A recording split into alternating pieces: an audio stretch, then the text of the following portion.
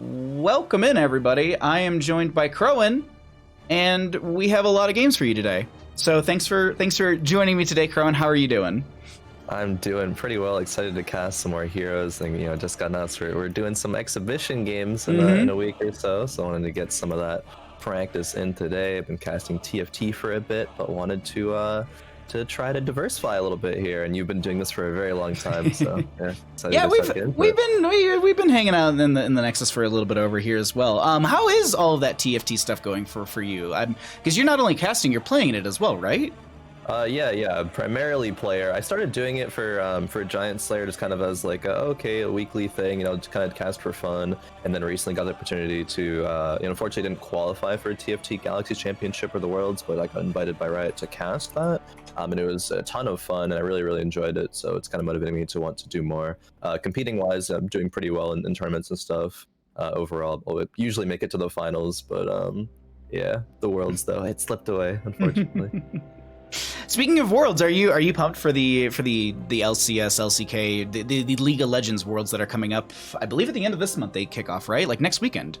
Yeah, I think so. Unfortunately, sad C9 didn't qualify for Worlds after looking good for so long. That was such a weird split, because I was following C9 because I know a lot of people who are in the org, and I was like, well, I'll support my friend's org, and like they had that really good spring split, was it, where they just like they were almost undefeated. I think they dropped like one game to FlyQuest, or maybe it was Team Liquid, and then the next split, like this past one, was just like it started strong and then it just slipped away. I don't know what happened. Yeah, it was just weird. It was just weird. I don't know.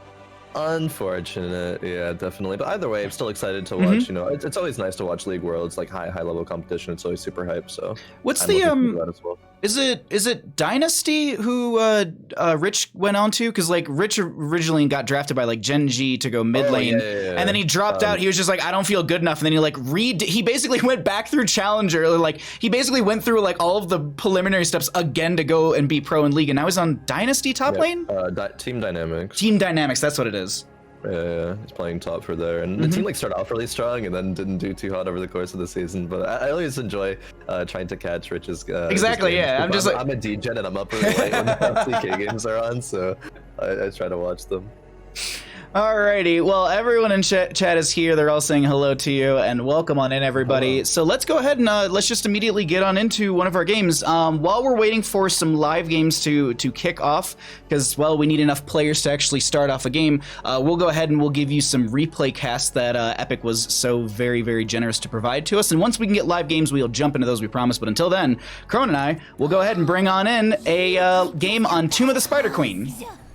On the left-hand side, we got our blue team. Cattle's going to be on the Garrosh, and Tori will be on that Diva. Lutana will be on the Greymane. We've got BBJ on that Anduin, and Azurite will be on the Genji.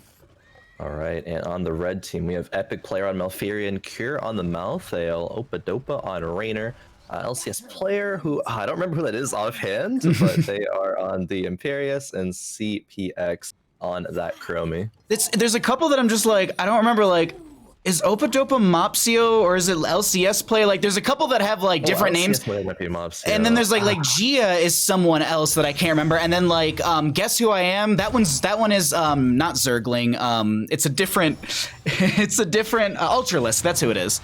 Yeah. But either way, yeah, we got some sneaky EU players over here in NA. As this is just going to be some standardized. Oh, actually, Cattle's going to find a toss onto Malthael, who's going to be able to dive away, and Cure won't be getting picked off anytime early.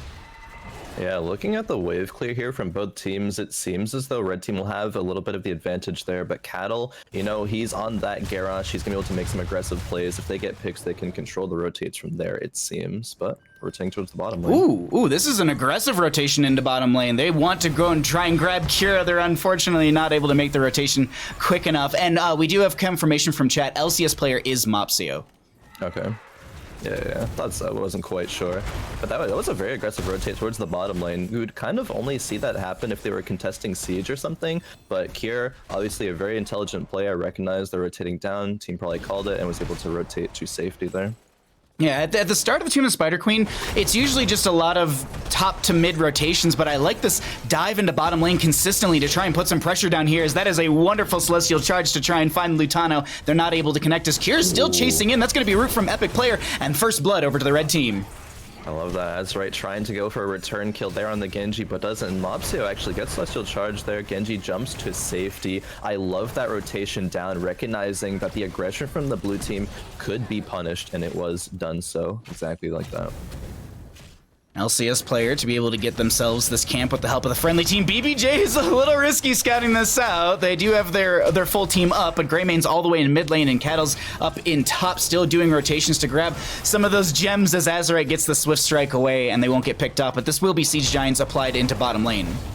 Yeah, I mean, BBJ, he's always trying to position aggressively. He wants to make something happen, but with the death of Greymane, like, I would rather have seen them rotate out, try to get some advantages elsewhere, and just clear the siege after they got picked up. And aggression on the top lane, though. Lutano able to medallion away and jump out to clear the top lane. Just out of curiosity, because I have colorblind mode on, what was the color for the medallion for you? Because it's kind of like, at least whenever I see it, it's like a purplish kind of pink. Okay, because people are saying it's blue, and I'm like, wait a minute. Oh, wait, you colorblind? Okay, then never mind. Yeah. So same thing. Dang it. We'll figure out from someone else. Regardless, we'll just continue to see back into our rotations. Nintori down in the bottom lane up against Kier. Nintori, to note, is in that pilot form. So their wave clear is a little bit slow, but their DPS output's a lot higher. So it's kind of hard to say which one is really more beneficial at this point. I haven't played enough of the reworked Diva to really even say, but if they're just applying damage into Kier, they might be able to set up something here. That's the Chastise from BBJ not connecting. We do have a Garrosh just throwing Mopsio away. Yeah, red team did take that time to get out the bruisers, and blue team is not able to. You would think they would be with Greymane. Greymane, one of the better merc clearing heroes and Heroes of the Storm, but just gonna be forced to have to deal with this. It shouldn't pressure the wall too much, I would think.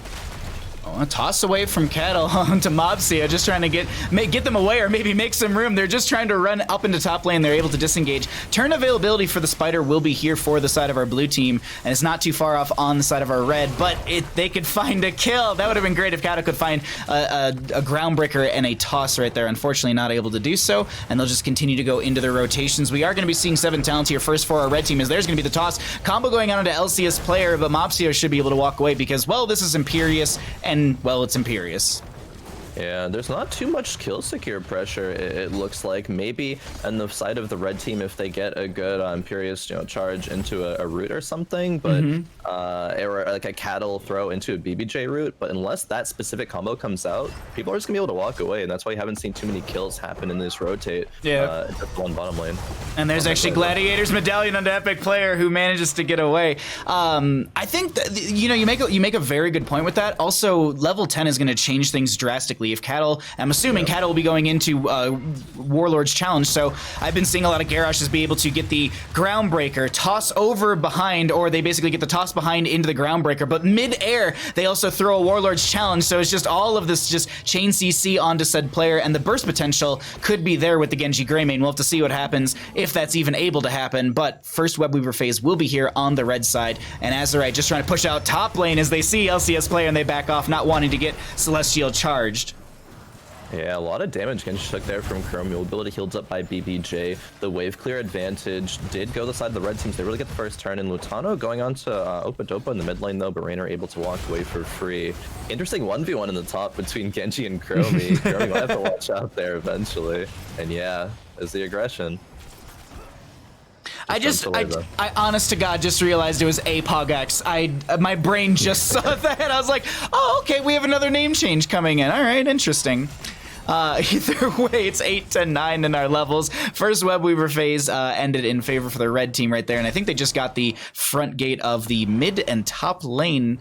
But that's really about it for them. I'm going to quickly, just for chat, be able to cycle through the other numbers so they can see what the damage, experience, and healing is going to look like for the rest of these players. This 10 talent tier will be coming through in just a moment, and they're setting up for the defensive stop into this turn as Lutano gets time stopped but won't get picked off.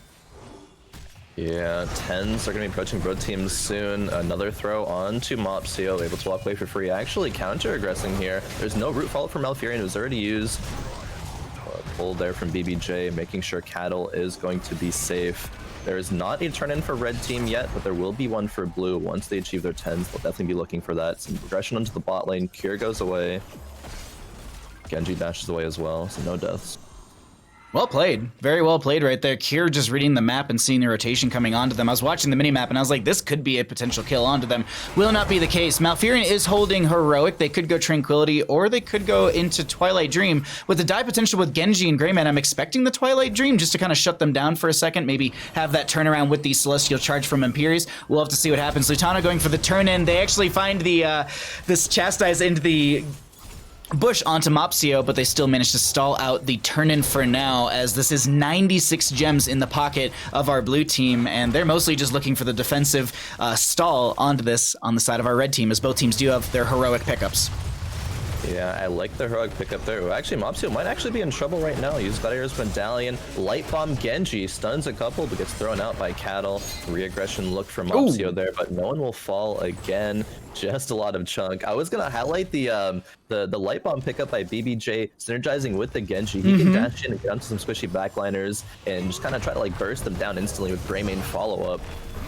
I really like this. Genji dives in, though, looking for Epic Player. There's going to be the Tranquility to keep the friendly members alive, themselves included with that one, as this is Cure actually diving onto BBJ as their last rights. It does come out, and they find the kill. Actually, Opadopa going to snipe that away, but they still get the CDR on the Heroic because of the way that it's written and the way that it works. Either way, with this, they don't have turn-in potential, but they're looking to siege up a little bit. CPX is trying to throw some damage onto Lutano, who manages to get away from the slowing sands, and Cattle just going to eat a whole brunt of that as they just rotate back in through the mid lane.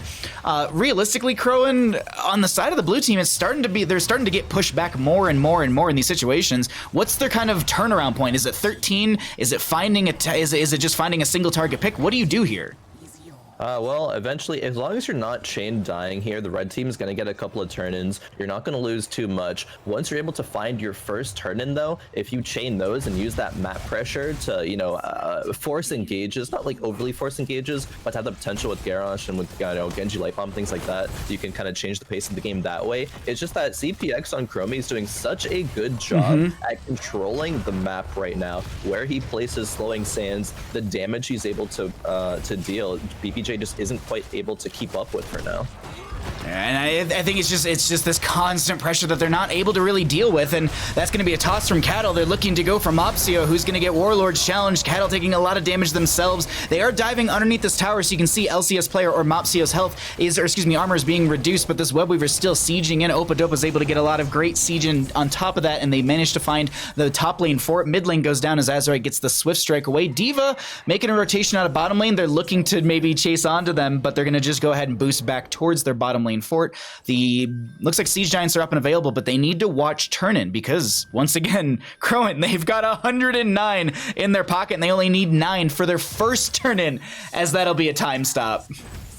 Yeah, I mean, they're kind of greeting both Mercs here, so I wonder if they'll actually be able to prevent this turn-in. Nintori, or actually even anyone with Gemsites Azerite will be able to get that turn-in right now.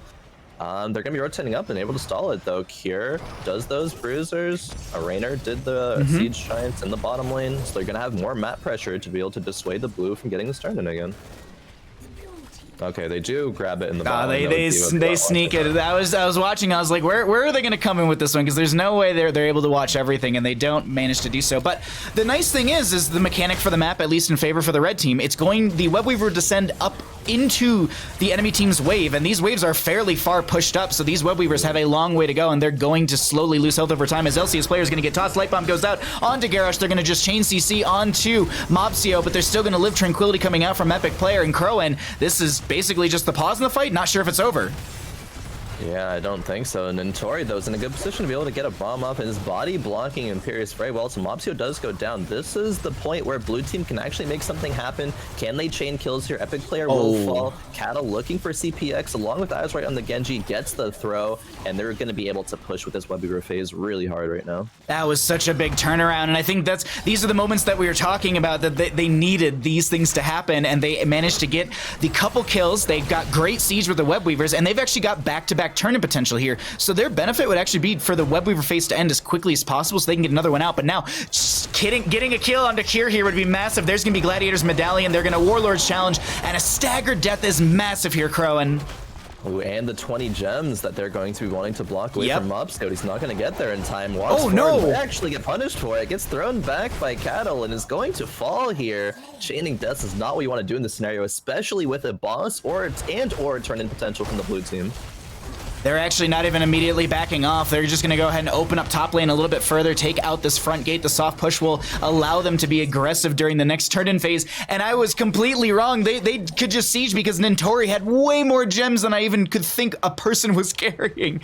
Let's not forget, Lutano's got 42 as well, but Nintori apparently had 55 in the pocket. They probably actually had 60 because they still got 5 sitting on them. Regardless, this is going to be Webweavers really far pushed up, and this is great for the blue team. I actually love this. The way that the waves are, top lane's going to pressure top keep in a way that red team will not be able to deal with unless they want to give up both mid and bottom forts and perhaps even some of the keep walls as well.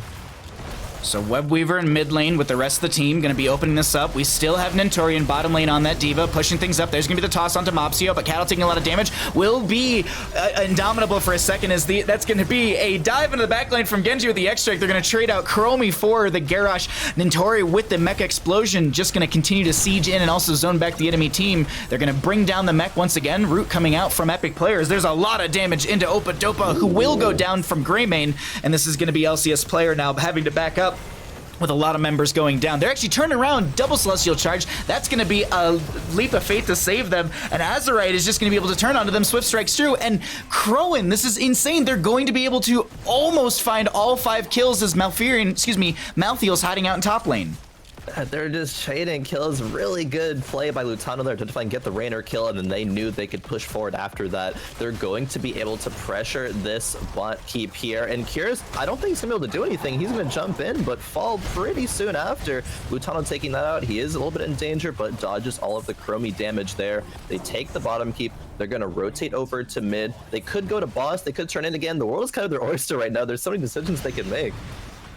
And they've just got everything in their pocket. This is their game to unfold further. So it's their flavor. Like, ooh, do we want boss? Do we want boss plus turn in? I don't know. Looks like they just want to go straight turn in and just have Webweavers descend immediately onto the lanes and just keep this pressure up on the enemy team. I love this call because you've essentially had triple Webweaver phase. And it's been non-stop siege and barrage. I'm a little curious as to them just all backing off. Okay, no, they're going to be tapping well and just getting a little bit more mana on BBJ. I was just like, I'm very confused as you're posturing around the map, but it's just to get themselves prepped for this next objective phase, which could be game-ending here, Khroen. Yeah, potentially. They were just prepping. The waves were still in their favor. They're going to be rotating towards the top lane here, but red team's going to try to make something happen. Mopsio engaging onto Garrosh.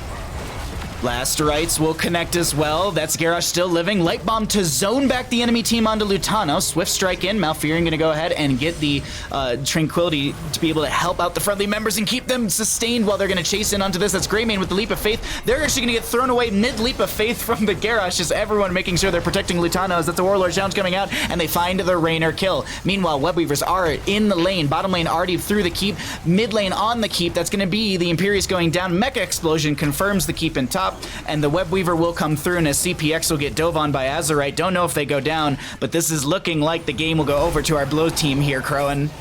Oh yeah, Lutano is going to jump in and go for the throw it onto CPX the Chromie. It's looking very grim. Lutano is low. If there's somehow would have finally killed Lutano, maybe possible. But I think it's just going to be the core falling here soon. Oh, Nexus Force is too OP. Yeah, apparently so. And BBJ and Azerite were actually chasing the Malthiel out there, so they weren't hitting core for a while. They're going to be looking onto Epic Player. Epic Player runs back into the safety of the fountain, but I think they will still have enough damage to take this one. This is looking like our game number 1 will be going over to the side of the blue team. Very well played. GG. GG. Man, we were talking about the pacing of that game and how red team was controlling early, but blue just had to not lose enough and had to start getting to the point where they can chain their turn-ins, and they did exactly that and ran away with the game from there. Honest to God, that game pacing, as you said, it was so well done. Like, just, they held their gems for so long, and they were just like, now we just turn in and we just barrage you with Siege. Like, this is just This is how we're going to destroy you. And it really worked out in the late game. I was thinking that they were just going to slowly get pushed in. You were talking about Chromie's control around the map, specifically through top to mid, I believe, and they were just harassing Garrosh the entire time. Like, we didn't get to see much of it, but I was just watching on the minimap because there's so much dive into bottom lane. Like, very well played. Yeah. Like a very, very entertaining game number one. Let me just double check the Discord. Looks like people are starting to populate in that Discord, but it doesn't look like there's enough just yet, so we'll jump into another replay. I believe it's your call here. Hold on, let me show talents for everyone at home, and then we can swap it back to us, and then I think we'll look at. I think we have Sky Temple, Cursed Hollow, or Battlefield. I believe was the last one. Okay. Is it me choosing again? You want to choose one? Oh, it's your call. I mean, yeah, it's your call. Oh, okay. What's the flavor you're feeling? Because you haven't been able to. BOE. You're feeling BOE. Okay. Yeah. All right. Let's get set up for that one. Sky is always I've pursued like Sky Temple since like the inception, and Cursed is like okay, but meh. So I like BOE a lot though. See, I mean, just you haven't been blessed by the Gilly Sharks who constantly just run the Juice Pirates, so. Oh really? Yeah, okay. That's probably pretty exciting to get some hype moments yeah, I will there. say this: they're one of my favorite teams because of the fact that they will try and Juice Pirates on like, what was it? What was the map that they did? Not Cursed Hollow, Haunted Cavern? No.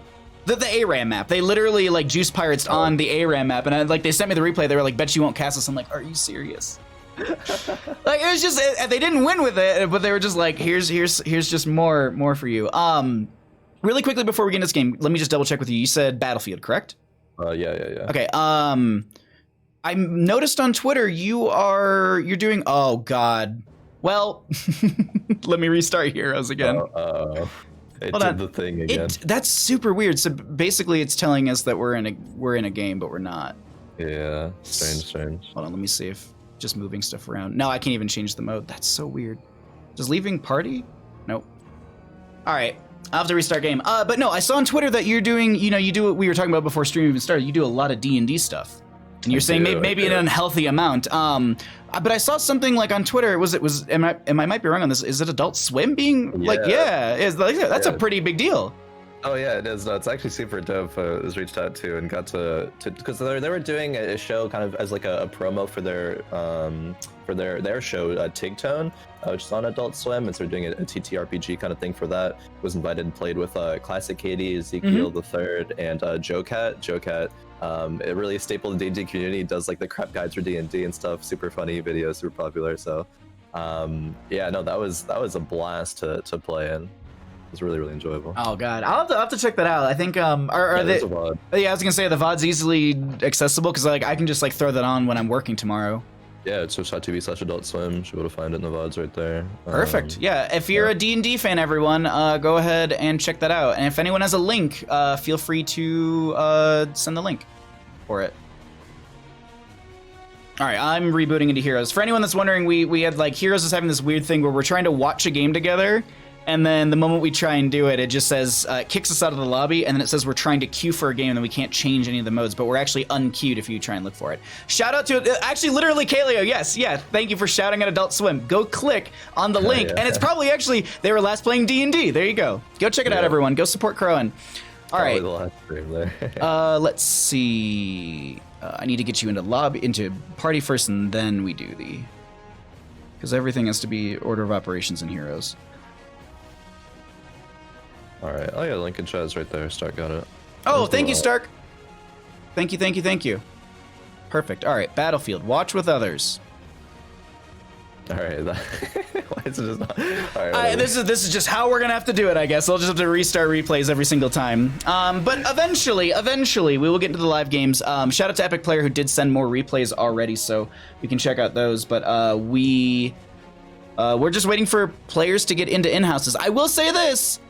I did message them on like Thursday or Friday, and I was just like, look, Sunday, show up. We're starting at 2:30, and it's gonna be a big deal. Yeah. I think BBJ just mentioned that there's some EU tournament or something, so they're probably gonna start later than usual. Oh, you're right. That is today. Yes, it is the Chili Mountain tournament today. You are correct. Yes, I saw that earlier, and I was just like, oh, that'll be over. Not thinking.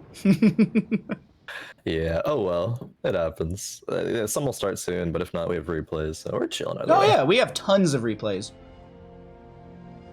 Ryokai is saying, I think the EU boys are sleeping because of that. Okay. But there's a lot of North American boys and girls.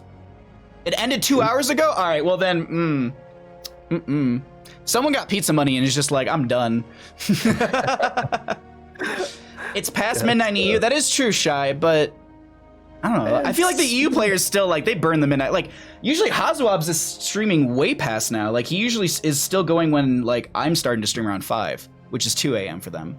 Yeah, there's definitely some EU degens as well who stay up way too late. I know for sure.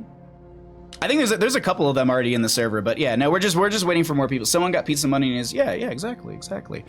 All right, so yeah, go if you're a D&D fan. I just want to bring that up so that way everyone can take a peek at all of that. But we'll go ahead and get into another game. Until then, let's go ahead and jump on into Battlefield of Eternity. On the left-hand side, we got our blue team. Oh, it needs to... There we go. Dark Khmer is going to be on the Decker Kane. Lauber is going to be on the Imperius. We have Opadopa on that Greymane. Zeratul will be played by Epic Player. And we will be having Svamp Grata on the Medivh. And yes, it's not Svamp Groot, just so you know, Khroen. It's Svamp Grata. Svamp Grata. All right, I will try to remember that. No promises, though. But I would see. On the red side, we got Make on Arthas. We have Rutsuo on Tychus. Wit on Garrosh. CPX on Li Ming. And Legacy on Anna. Let's go ahead and check out our first engagement in bottom lane. Looks like Zeratul floating up in top. Imperius might come up there as well. Very dive-heavy composition for our blue team. And even with the dive they have, they've also got this Medivh to kind of get into, I don't know, like, I'm excited to see, like, the backline dive, because that's all I'm waiting for this entire time. Yeah, I like this. And watching and casting in houses the other day, a comp that I believe Kira was on the team, and he was playing Medivh, he was just able to facilitate engages so well and just dominate the pace of the whole game. So if Swamp Crowd is able to do a very similar thing here, they have what? They have Imperius, they have Greymane, they have Zeratul, all things that want to get onto backline and try to take them out as quickly as possible. Even Dark Khmer can go through the portal, you know, some Deckard Cain stabs, start bopping them, and it's Deckard Cain, he's someone that you actually should fear at certain points. Like I've been hit by like spell powered Scroll of Sealing with the Scroll of Stone Seal Curse. I can't remember the 13 or 16 talent for it. Regardless, I've just been like blown up by. I'm like, how did Deckard Cain deal 1,000 damage? Oh wait, okay, yeah. So gotta be careful. That old man, he packs a punch depending on what point he gets into the game. Regardless, we do have Lauber setting up for a potential invade. No, okay, I thought they were looking for just a flank into this with some Celestial Charge. I just want to peek into top lane really quick just to see Epic Player being forced back by Make on this Arthas, and no new Arthas skin, which is a little disappointing. I'm not gonna lie. Unfortunate there, but you know what's not unfortunate is the gameplay here from Make, as Make is bullying this Zeratul right now. Zeratul already like a 4th health. He can't sustain this lane. It's going to be so difficult right now. So if Arthas wants to shove the wave and rotate bottom to make a 5v5 happen, he does have the ability to do so there. Is not going to want to go for the lane pressure there. Just waits until Zeratul jumps in and tries to punish there. But it's a little bit of a slow start in this game, as is most BoE games. Around 2:30, we'll see players jump to the bruiser camps and try to take those out. We do see a little bit of engage here on bottom, but Medivh portaling back to safety. Yeah, honest to God, I was just watching Epic and Make just going back and forth because I was like, bottom lane, yeah, it's a 4v4, but like this 1v1, like I just like the dipping and diving back and forth is insane because we actually saw Make setting up in the bush and just waiting for Zeratul to get in the lane. It was like, I'm gonna go now pressure into you, and it's very interesting, the dynamic and almost like the 3D chess match that they're having right now. As the first Immortal phase will be popping up, seems like both teams are just going to go ahead and jump on their their bruiser camps for the top lane and bottom lane pressure, as it is pretty standardized. Imperius rotating to top, maybe looking to find a pick on Make just before this Immortal phase happens. They end up just turning back and going and setting up for their own race potential. Yeah, blue team, I guess, is like slightly a couple seconds late on this bruiser camp. I don't think it's going to be too impactful, though. Red might have opportunity to get a little bit of damage on this Immortal, so blue team is going to posture to defend right now, opposed to aggressing. A little bit of an engage here happening, though. Wit taking a bit of damage from that Celestial Charge. There's going to be a Seal Indomitable used, but that's going to be oh my god, Svamp Grata just going through the portal, getting thrown away. Wit is going to be chased out of here. as well as Legacy. Seems like everyone's split. Arthas comes in. They're going to actually use the Gladiator's Medallion. They go ahead and also self-bubble themselves. Make still chasing, gets the smack onto Medivh, which will reset their stacks from their baseline quest. Opadopa trying to turn this around, but it doesn't work out for them. Reset for Li Ming, and they're just going to turn this into a double kill in their favor and move on to the Immortal. They're gonna get this Immortal to 50. Blue team's composition has to actually play so clean. If they overstep like that, the Medivh can get punished. Ran away from the Deckard, wasn't able to get those potions. Greymane fell as a consequence after as well, and so Red's just gonna be dominating this right now. Wit looking to get another kill onto Lobber, perhaps. Oh, that was a very good Gladiator's Medallion. Yeah, I like really those are the moments that I'm so excited for, and I feel like there's a lot of people who are like, I got cheated out of that kill, and I'm like, but that, I don't know, it's like Flash in League of Legends. Like you could maybe find a kill, or someone flashes over the wall and they're gone. So it's such an interesting dynamic in the high tier plays we're going to be seeing it. Like Diablo goes in for a shadow charge but can't get the overpower because there's now Gladiator's Medallion and they are very far away with no potential kill. Like I think there's so many interesting moments that it creates, as that will be Indomitable used by Garrosh. Wit gonna get bursted, but they're not gonna go down, as the Immortal will be defended by the blue team. Yeah, Li Ming's gonna be able to throw spells until she runs out of mana, at least. Epic player looking to punish Li Ming. If she walks up again here, perhaps, is gonna be full invis now, and that's a really good charge by Lobber there onto TPX. Able to get the blink out, though. Medivh portaling to safety. Oh, no! Oh! Dark? I didn't think Dark Chimera would get through the portal in time, but they managed to do so. Russo is going to chase them in. Lobber's so very low, there's going to be the Medivh getting into bird form, and he's just kind of like, I'm out of here. Make gets thrown a short distance. Dark Chimera is getting the portal, the medallion. They just turn around and say, well, I'm not going to portal, I'll just walk through the gate. Meanwhile, though, Greymane was working on this Immortal phase, and they're actually winning this out, but the enemy team sees this, and they're going to chase them off point. Yeah, it was a good attempt there to create a lot of space for Greymane to DPS, but they are going to ultimately lose it.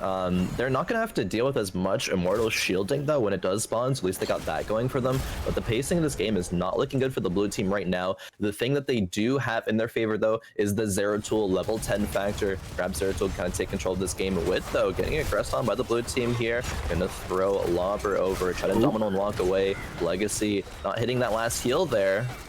Wow, this chase onto Wit. Dark Chimera finds a gigantic mirror orb as CPX misses the combo. They continually just get their own potions. Gonna drop a scroll of sealing. Doesn't connect on anyone. Celestial charge from Lobber will go into 2, and meanwhile the Immortal's still pushing it through bottom lane. There's gonna be the toss onto Lobber, who's gonna get a protection from Medivh as they turn onto Wit, who's so very low, and that will be Solaris Flame finding the kill, but there's a reset for Li Ming as the Rutso finds the last little bit of damage. Svampgata turns it around with a sliver of health, but they still end up going down, and this Greymane is gonna shred through the enemy team. But I do want to note for chat, anyone wondering, this is going to be stacks once again reset for the Medivh as the Immortal goes down, but that's gonna be, I believe, all 5 getting wiped, but Legacy just now coming back.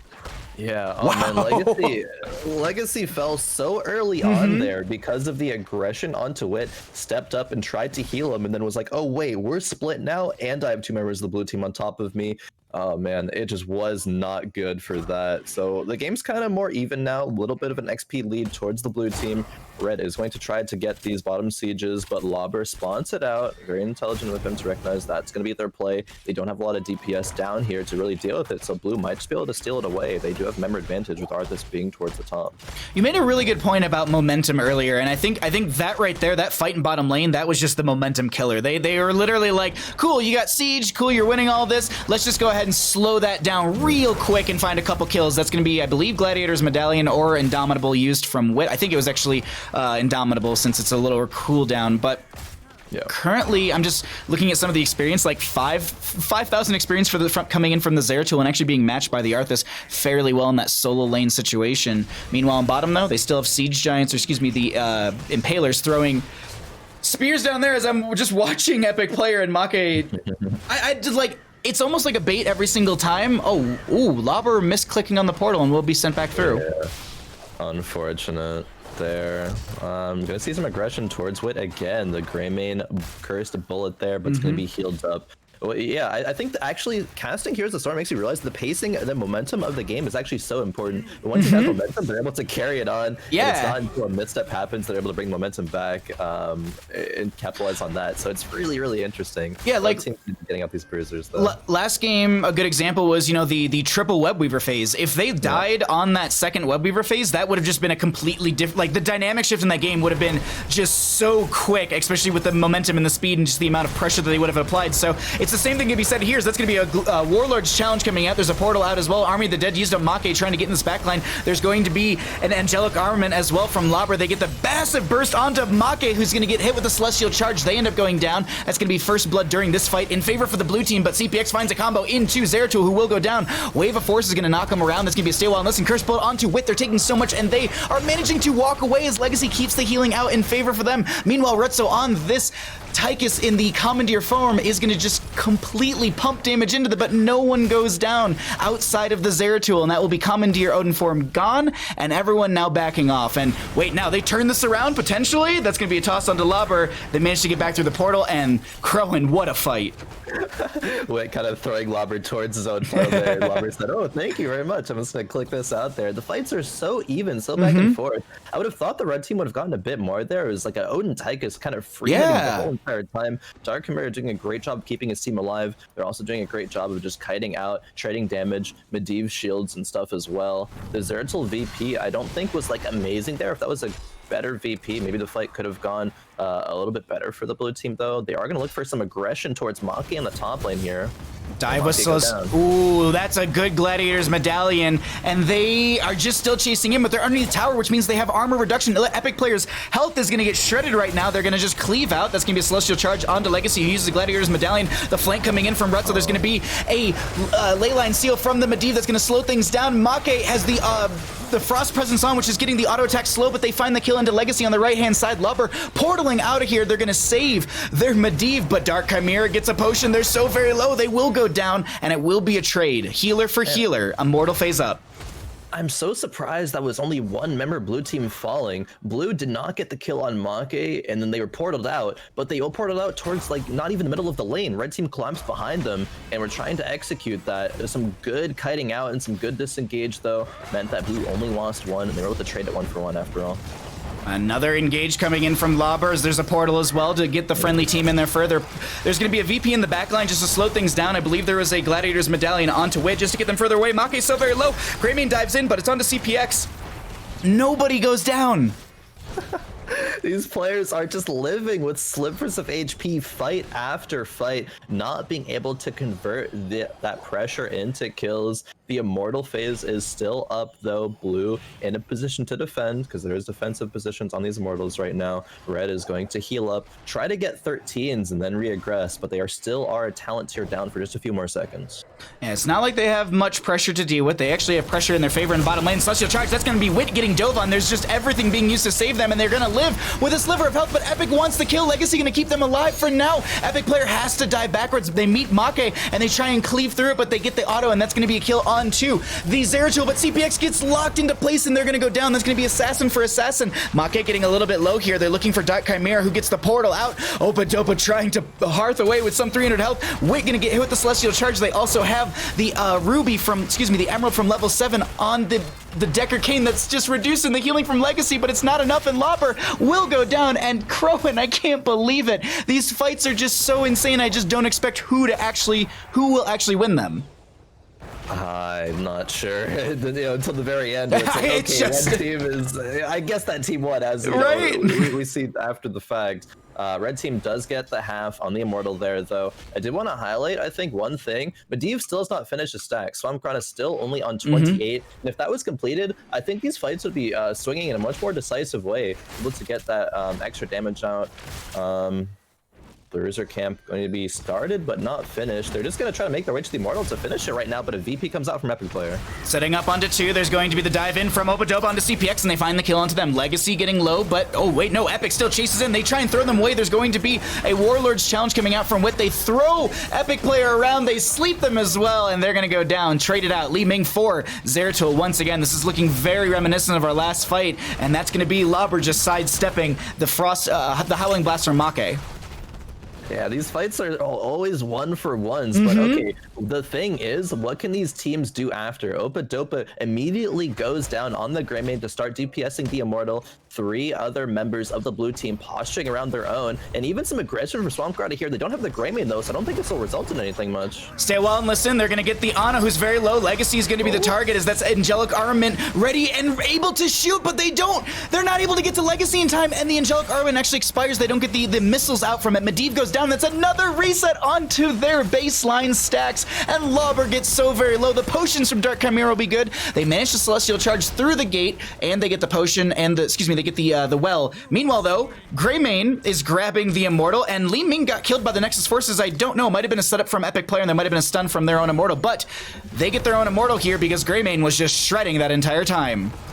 Yeah, now Rudzo under threat as well. Lauber, Dark Chimera, Epic Player though, he's in position. He's able to blink onto Tychus, take him out, and Make gonna be the next to be pressured. Is there, anything? No, a good sleep from Legacy there onto Zeratul and Epic Player and Lauber there to dissuade the rest of that. But oh man, that engage there from Swampcrowd was so, it was aggressive. They're able to make it work out though.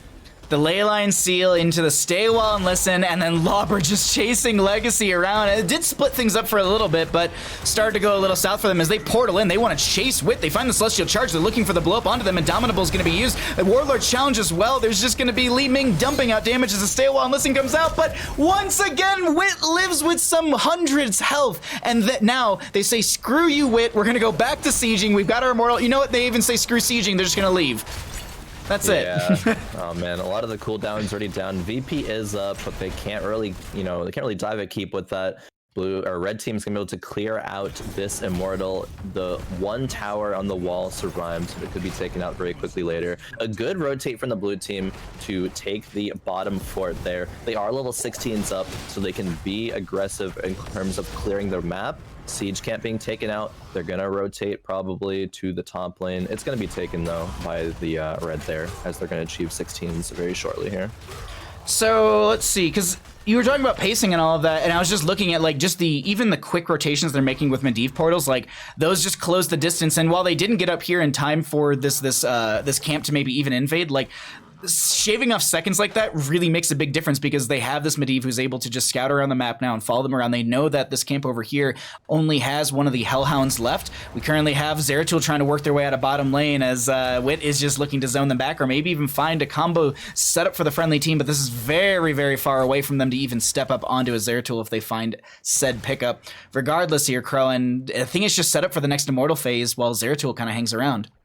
Yeah, well, with everything said and done, it's kind of any team's game right now. Whoever finds some engage. Make though trying to find Epic Player, but blinks away skillfully there. Medivh keeping watch of Wit. Wit is the player who can make something happen for the red team. Gonna make sure he's not in a position to do that. Blue gonna rotate back to their bruisers. Red gonna take their own, as it kind of goes back to square one right now in terms of just pacing of this game. It's the I guess the nice thing, or the cool thing about Battlefield of Eternity is that when there's nothing to do, there kind of is something to do. Like there's always like a camp or two to go or grab. Maybe you invade or you set up for posturing for the Immortal phase, because it's not a very long downtime from when the Immortal goes down to when it respawns. I believe it's like a 1 minute 30 counter to when you get the announcement. So it's 2 minutes total of just kind of downtime before the objective, or between the objective phases. I might be wrong on that, but regardless, this is going to be the members of our blue team starting out on the Immortal phase here, as they can see the red team in bottom lane clearing out the camp. Zeratul is working on top lane. They're going to get some siege onto this, but I think they're going to back off right now. Make sure that they're not out of position and down a member or anything like that, as this is going to be defensive posturing onto the left-hand side coming out for our blue team. But Khroen, they find a Celestial Charge. Yeah, Make is going to be able to back up though. Curse Bullet was used, only 30-second cooldown. Blue got some initial poke, and now red looking to do the same. Epic Player getting thrown in. Rudzo dashing after Epic Player, but some potions able to heal him back up. Portal was thrown down. Swampcrowd looking for an engage here. There's going to be a Leyline Seal into 2, which slows them down. The Make just chasing in with the Army of the Dead. Rutsa chasing in as well. They have a lot of good damage out. There's going to be the Celestial Charge turning this around. Angelic Armment's going to be used. There's going to be a Stay Well and Listen from the Decker King connecting onto the foot of the Tychus, who's going to just drop the Commandeer Odin. There's going to be a toss onto Opadopo, who's uses the Warlord's Challenge. Greymane is getting low, and they get bursted by the nano-boosted Li Ming, who finds a second kill onto the Imperius, and their body just does something really weird on my screen. I don't know if you had that after effect from Imperius or Greymane, but they got launched, and either way, the CPX popping off right there is going to find a double kill for the friendly team, and this will be the first half of the Immortal phase going over to red side. Yeah, not even something I talked about, the potential of the Nano Boost Li Ming. That's so powerful, and I was able to secure some kills right there. Rutsa with the Tychus supplementary damage as well. There won't really be anything for Blue Team to be able to do here. I don't even like the fact that they're posturing to defend this. They should be trying to get some mercs on the map, maybe top siege, maybe getting in some damage to the enemy Immortal, which Swampgrata is trying to do right now, but only a Medivh, so not to be able to do too much there. There is still not the quest completed for Medivh. 4 actually stacks. died, and the quest is only on 4 right now. Will it be achieved before the end of this game? That's the question, and I don't think so, to be honest. It's like the end of like a Dragon Ball Z episode. Like, will Medivh finish out their stacks? Find out next time on Heroes of the Storm. Like, unfortunate though. Unfortunate. They have had a little bit of a rough game, and they've also been playing aggressive. Like, usually I feel like Medivh's play not passively, but they don't play super aggressive, trying to set up some of these Leyline Seal plays with these Stay a While and Listens on top of them consistently, and they're also getting pressured in like this as Make finds a massive flank. There's going to be a VP on the right hand side. Lauber is going to portal through, trying to find someone in the backline. There's going to be the VP ending. Greymane dives out. There's going to be Legacy getting thrown away. Angelic Arment does throw the missiles out. A Leyline Seal might have saved Garrosh right there, but Greymane and Decker King go down. That's going to be Reset City for this Li Ming, as that's going to be 3 kills, 2 of which are actually from Make, as Lauber is very far from the Immortal as well as their home. They go down to the Li Ming, who bursts on top of them, and with 4 members down, Medivh the only one up for defense, this is going to be a fairly strong Immortal pushing in through top lane, and they drop Commandeer Odin. Yeah, the level 20 is not even achieved by the red team. That was such a good flank engage there. Okay, the medallion coming out from Swampgrata able to go to safety. But the setup of that fight was so good. The VP onto Legacy, or all onto Legacy, was able to be thrown out by Wit, but still the damage happened between CPX and the Nano there. They're going on to core here. This might actually be a game-ending situation. Oh yeah, definitely will be. Actually, Immortal's so healthy. Immortal slapping, Medivh goes down, all 5 are dead, and that is going to be game over to our red team. GG, well played. GG, yeah, no, after that fight, it was just so doomed. No damage there to deal with the rest of the Immortal, and they were able to slap down that keep and slap down the core right after. It's like, these games are absolutely a blast to cast, but I think you made a very interesting point earlier, and I keep wanting to like just circle back to this, but pacing. Like, we saw such good pacing in the early game for our blue team, even though top lane was getting pushed back quite a bit, but it was just like these late game trades where it was just like Li Ming for Zeratul, but like Garrosh never dying. Like, yeah. How many times did Garrosh end up dying in the 1 death? But there was probably at least 4 deaths that Garrosh should have had, but the healing from Legacy, the plays, just the overall teamwork in this last game was absolutely awesome.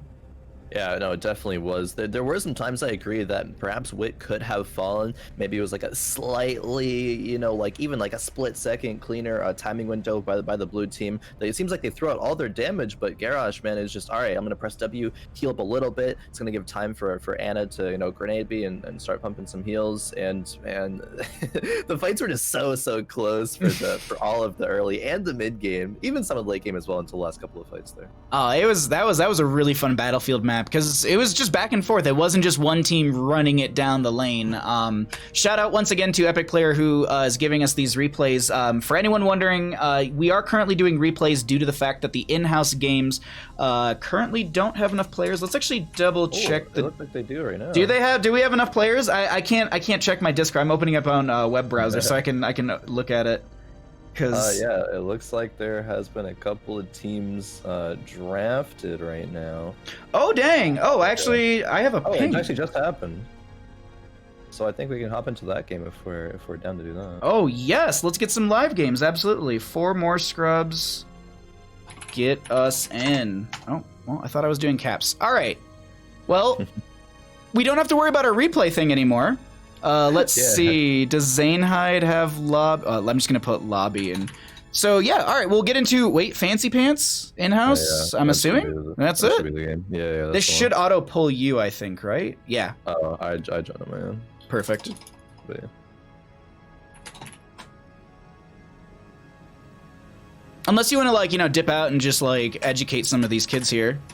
No, I have played a couple of houses actually, and they were kind of fun. I mean, I'm like partly washed up, of course. I haven't played a bunch of MOBAs besides like the casual league with friends and stuff. But it is a lot of fun playing in a team environment, and I kind of miss that definitely. Who was it? Like McIntyre played a little bit ago, and like, cause I brought it up in our Slack chat, and I was like, Mac, you got to go teach these kids like some lessons, and he's like, oh, I played a couple days ago, and like he was just telling me all about it, and I was like, oh my god, I'm sad that I missed those games, because Mac brings out some interesting stuff. Like I like we used to have a show called What It Do, I think it is. It was like Mac Trixler, a bunch of just like GM plus players who were just insane, and they were just like, all right, we're gonna run like Murky Diva, and it's just like, why? It's not gonna work. And just meanwhile, Alora's just screaming in solo lane about her minions, and it's just like Trick panicking, and just the entire time is just Mac just trust Trick, just trust, and they like destroy the entire like. I can already see it. I can already picture that situation so vividly in my mind right now. That's actually so good, especially the Alora energy of her. It's like yelling about killing minions and stuff. She's if you don't watch Alora in chat, like please go watch Alora, because she's an absolute just treasure. All right, let's get into the draft, because we do have draft and everything set up for all of you at home. We have a whole draft screen so you can see our pretty faces still, but we'll pretend like this is just a best of X series, as we're one up on both sides, and we have a live draft for all of you. Thank you for hanging out during those replays, but now let's get into Infernal Shrines, and we haven't actually been to this map yet, Khroen. Anything in particular that you prioritize when it comes to the ban phase? Do you get rid of healers, tanks, wave clear? At least in your opinion, what's a priority for a map like this?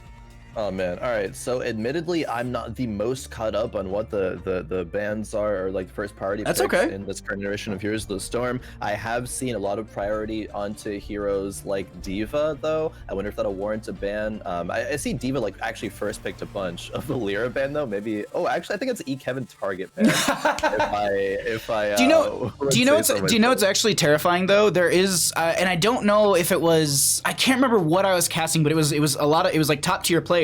It was Dragonshire, it was Rexxar versus Valeera, and Valeera bodied the Rexxar, and I was just like, I absolutely love this. Like this is the it's just something that we never see, but these top tier players just bring out the most ridiculous stuff, and you can get bodied with it. But also, Infernal Shrines, Abathur gets value, and Valeera with that is just Abathur, Valeera.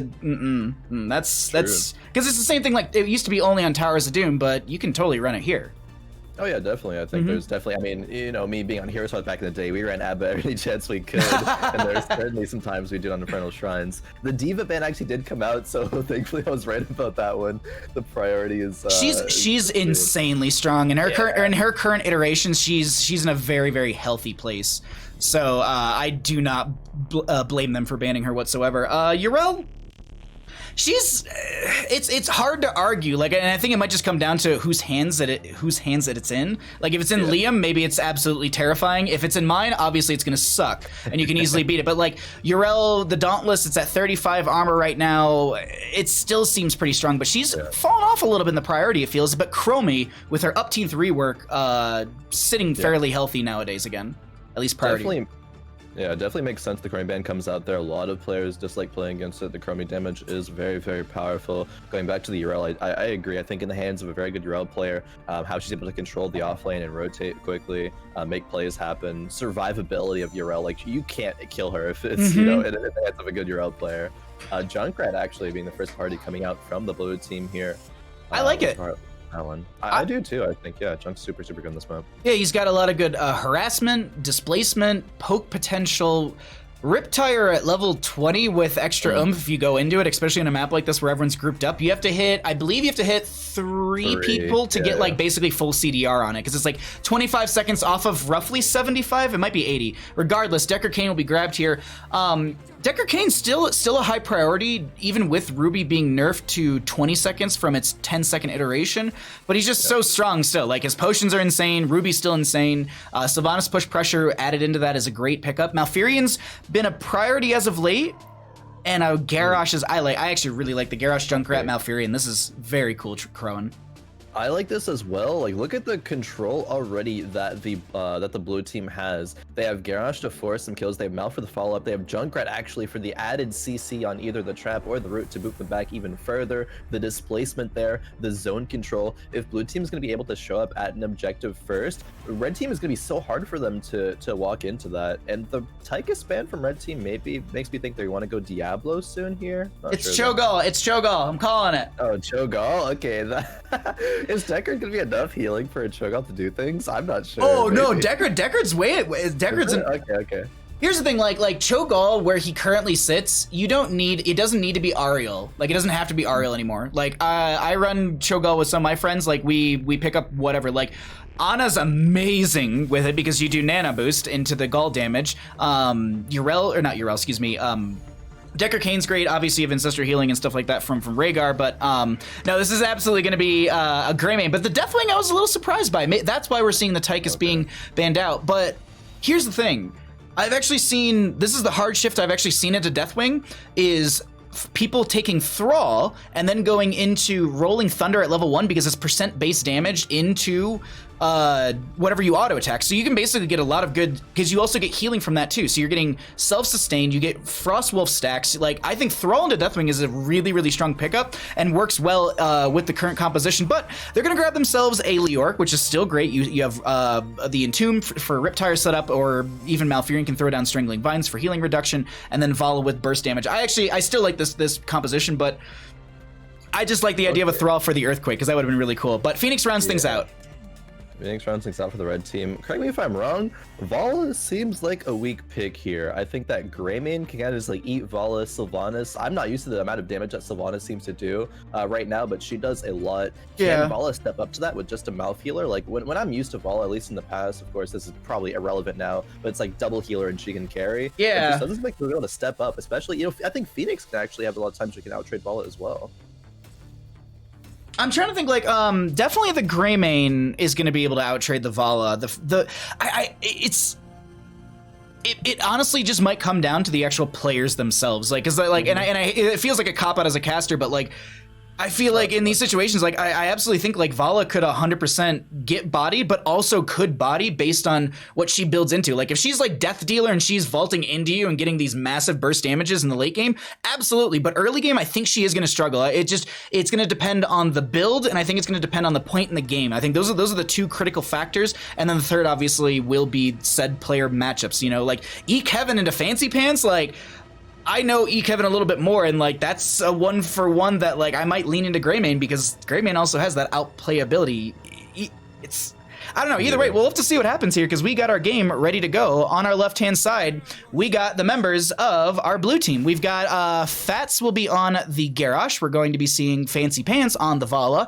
We have got Winterheart on the Junkrat. Funds will be on the Leoric, and Gunner will be on that Malfurion. All right, and on the red team, Nintori on the Phoenix. I don't know how to pronounce this name, so correct me. RZMX or Urzmix on the Sylve.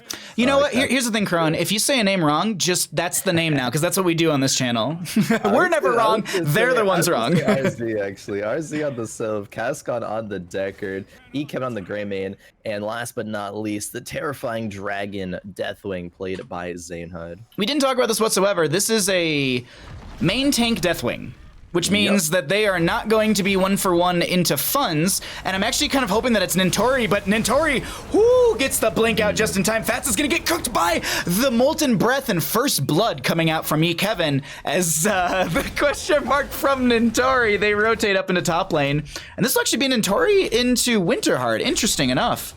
Oh yeah, I think Phoenix has the advantage in the solo lane here. It's up to Winterheart to kind of outplay and not take too much damage, because Nintori has a shield that will regen. Winterheart does not, however. It needs to pick up some globes, keep that HP high. Red team, Gonna be clearing out bottom, rotating away. Some good potions already set up in the rotation by Cascon here. That's just kind of chilling. That's one of the things that I love about Deck Arcane is just in a map like this on the rotation heavy based maps like Tomb and this one and Volskaya Foundry, you throw potions in lane as needed. Now obviously Deathwing can't be healed by said potions, they can only be healed by the well or regeneration globes, or finally they can fly up into the sky. Those are the 3 ways that Deathwing can heal. The Hall of Storms does nothing but basically keep them from taking extra damage if someone's trying to end the game. So I don't know, like, I love it for all the potions they're setting up, but I'm a little worried that the Deathwing healing might be an issue into the later half of the game, into some of these immortal fights. We'll have to see here, Khroen. I don't know, it's, like, I'm thinking about it, and, like, all of the pieces are maybe lining up, as that's a wonderful lockdown, but RZ is able to get the Haunting Wave out.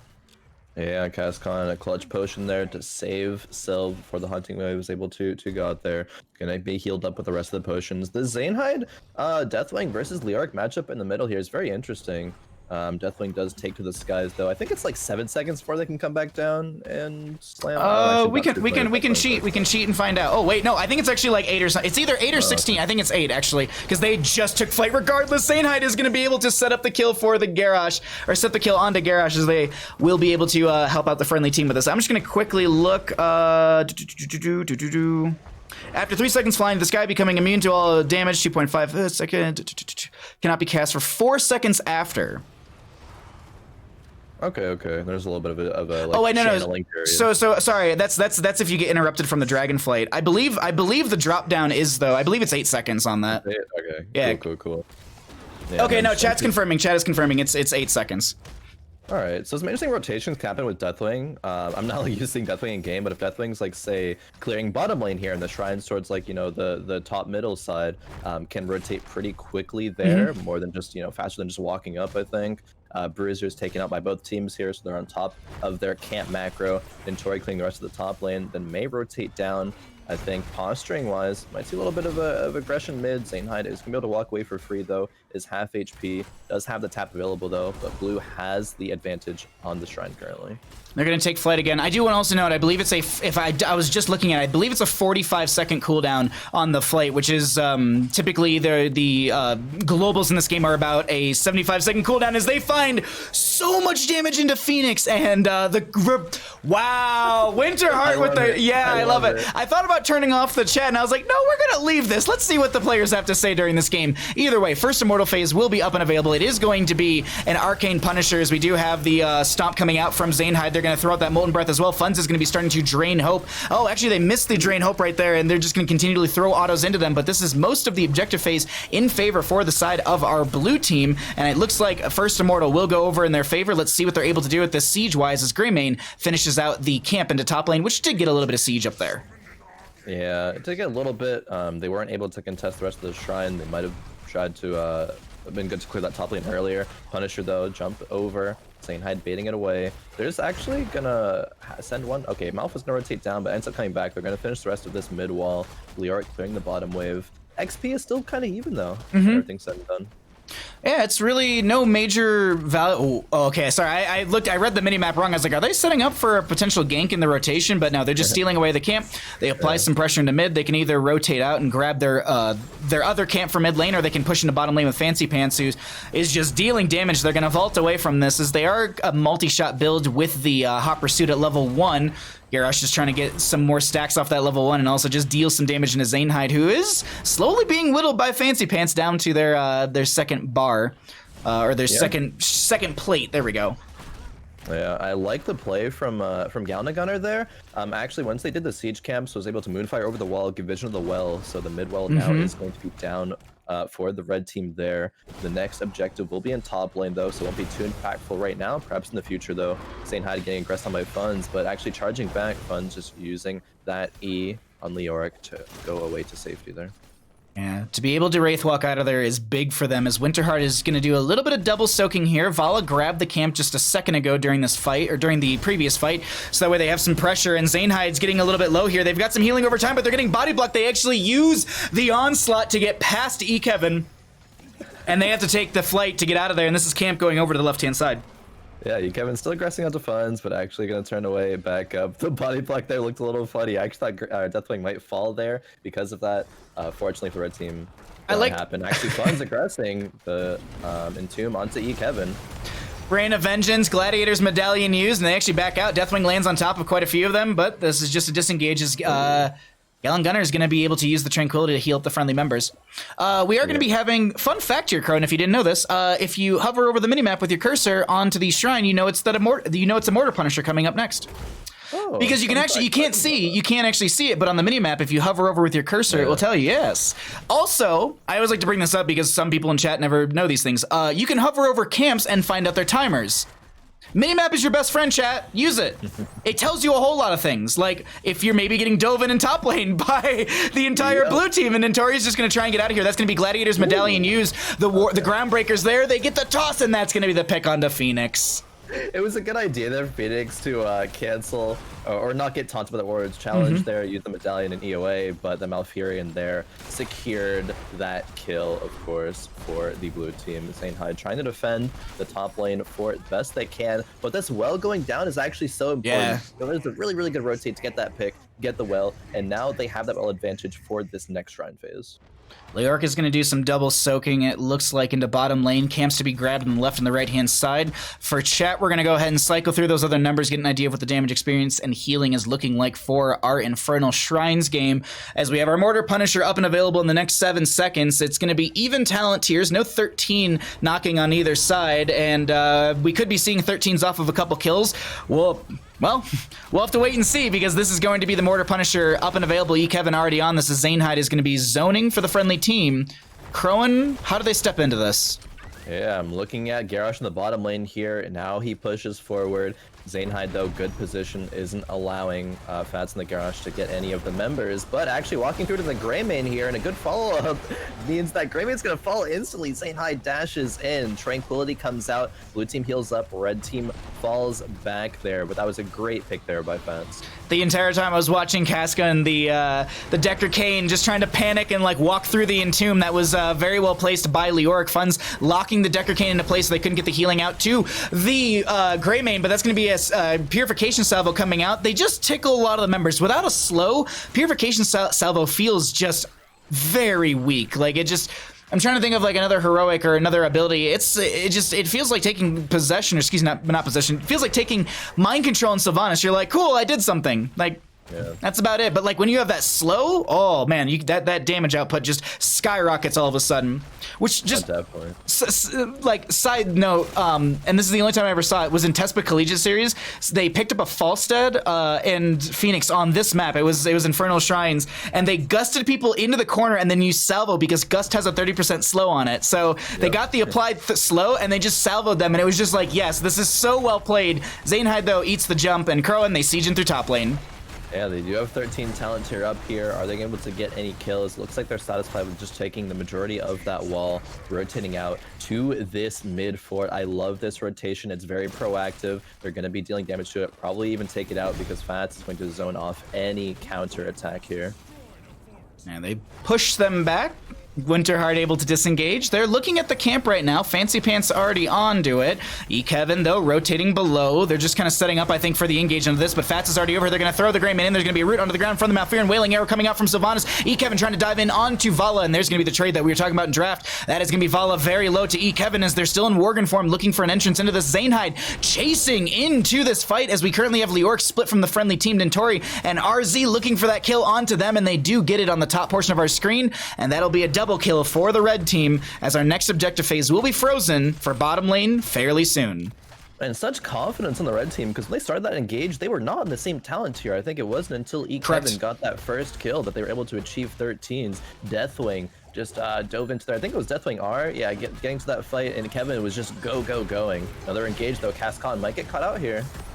Riptire, toss. Oh, they're going to be in front of the gate, but they don't get... Oh, the Riptire! Excuse me, the Concussion Mine will get them over the gate. Nexus Forces will confirm the kill. Zainhide getting very low. Leoric is going to Wraith Walk just on top of them, almost body blocking as they get the auto in. Zainhide doing their best to get out of here, but the multi-shot... Actually, no, Junkrat with the last little bit of damage. And now Greymane split from the friendly team, rooted. They get thrown, taunted, and they go down, answering back the couple kills that the enemy team just got. And it was so great, Red actually having some moments of life there, getting a couple of kills, pushing forward, but actually getting too aggressive and a little too hyphy there with trying to secure the siege camp. Good identification blue team to know that, hey, they're taking way too much, they're biting off too much than they can chew right now. We can punish this, and they're able to achieve now 16s, 2 full levels up, are getting this bottom fort. So if they are able to get this next Frozen Punisher, it could actually pressure a bottom lane keep here.